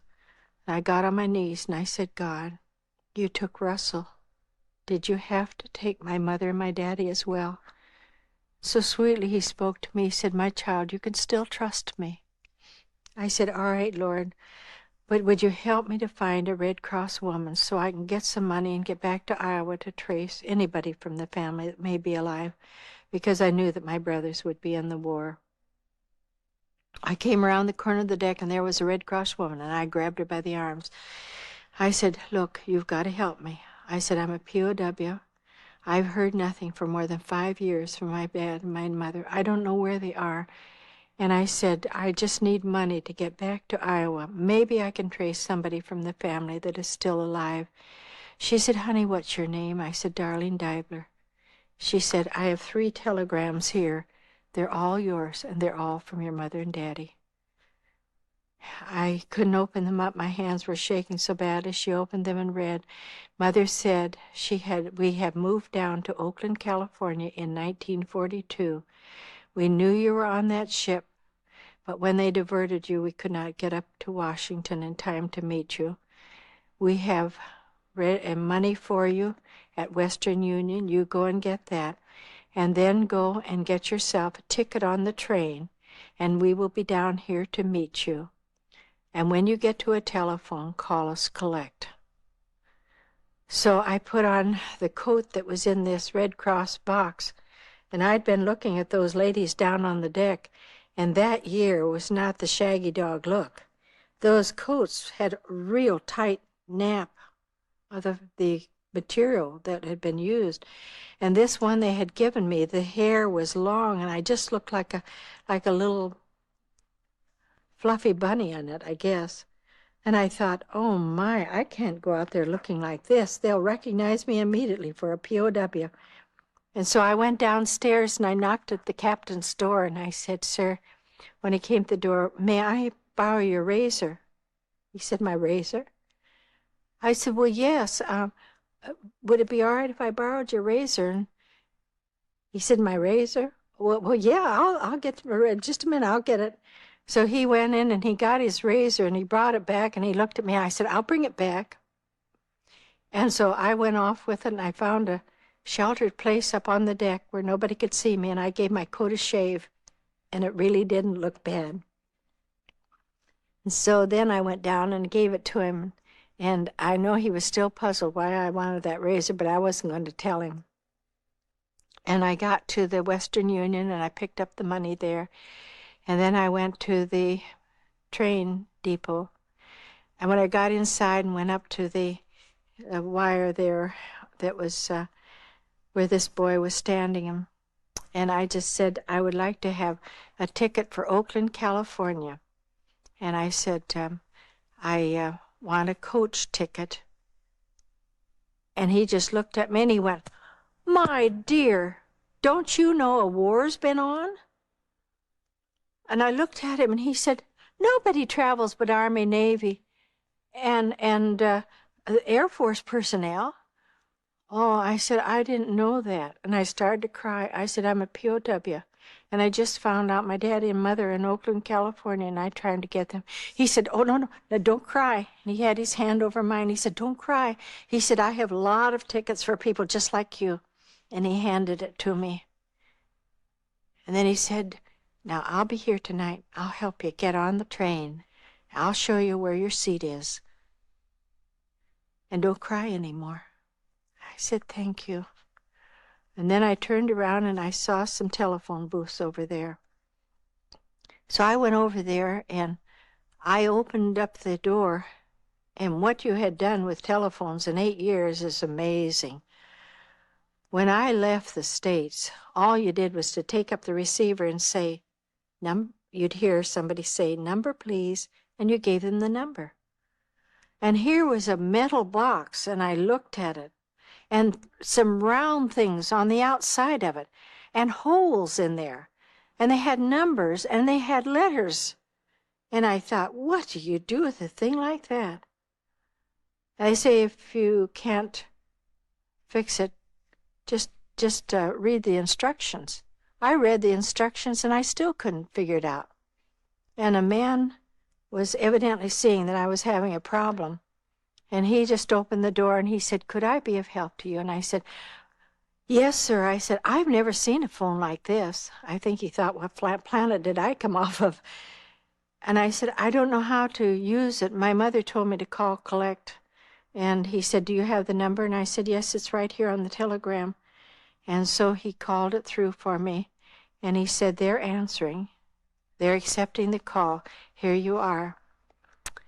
And when I put the receiver up to my ear, I heard a voice down in Oakland, California, say, "Hello, Darlene." And I knew it was Mother. All I could say was, "Hello, Mother." And I couldn't answer her. She talked the longest time, told me my brother had just come in from Germany on the East Coast, and his first question was, "Mother, have you heard from Darlene?" And then she told me my older brother was in the Army, but because of his asthma, they didn't take him overseas. She went on to tell me how all the family was and everything. All I could say was, "Mm-hmm." And she said, "Did you get your ticket?" I said, "Mm-hmm." And she said, "Well, we'll be down here to meet you tomorrow morning when you get here." So I was there. The man helped me. You know, many people ask me, how do you know when it is the Lord speaking to you? And I think that's the most beautiful illustration I could ever think of, because I had not heard my mother's voice for more than 8 years. But when that receiver went up in Oakland, California, and I heard someone say, "Hello, Darlene," I knew it was Mother. No one ever said my name like my mother did. And that's the way it is with my Lord. In busy airports as I travel, in the dark, the night hours, wherever I am, and when I hear a voice deep within me say, "My child," I know it's my Lord, because no one else says that to me. And I know his voice. He said, "My sheep know my voice. I call, and they answer, they follow."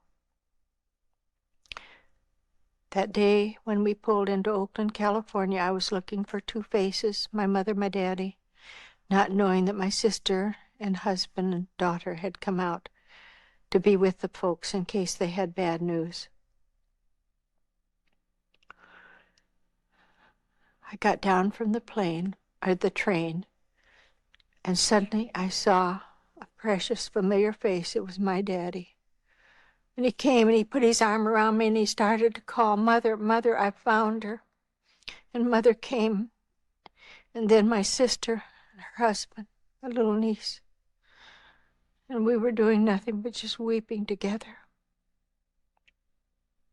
And suddenly the sky broke the high fog over Oakland that's often there. And the sun came through. And I said, "God, if it's like this to meet your loved ones that you haven't seen for years, what will it be like when those clouds part asunder and my Jesus will be there?" So I return again and again till the whole world knows. One of these days, maybe I'll be in Australia. Maybe I will be out there in New Guinea visiting our people. Who knows? Someday those clouds are going to part asunder, and my Jesus will be there. I am so thankful that my Lord understood and knew that that little girl at 10 years of age meant exactly what she said. And I would still go anywhere for my Lord, no matter what it costs.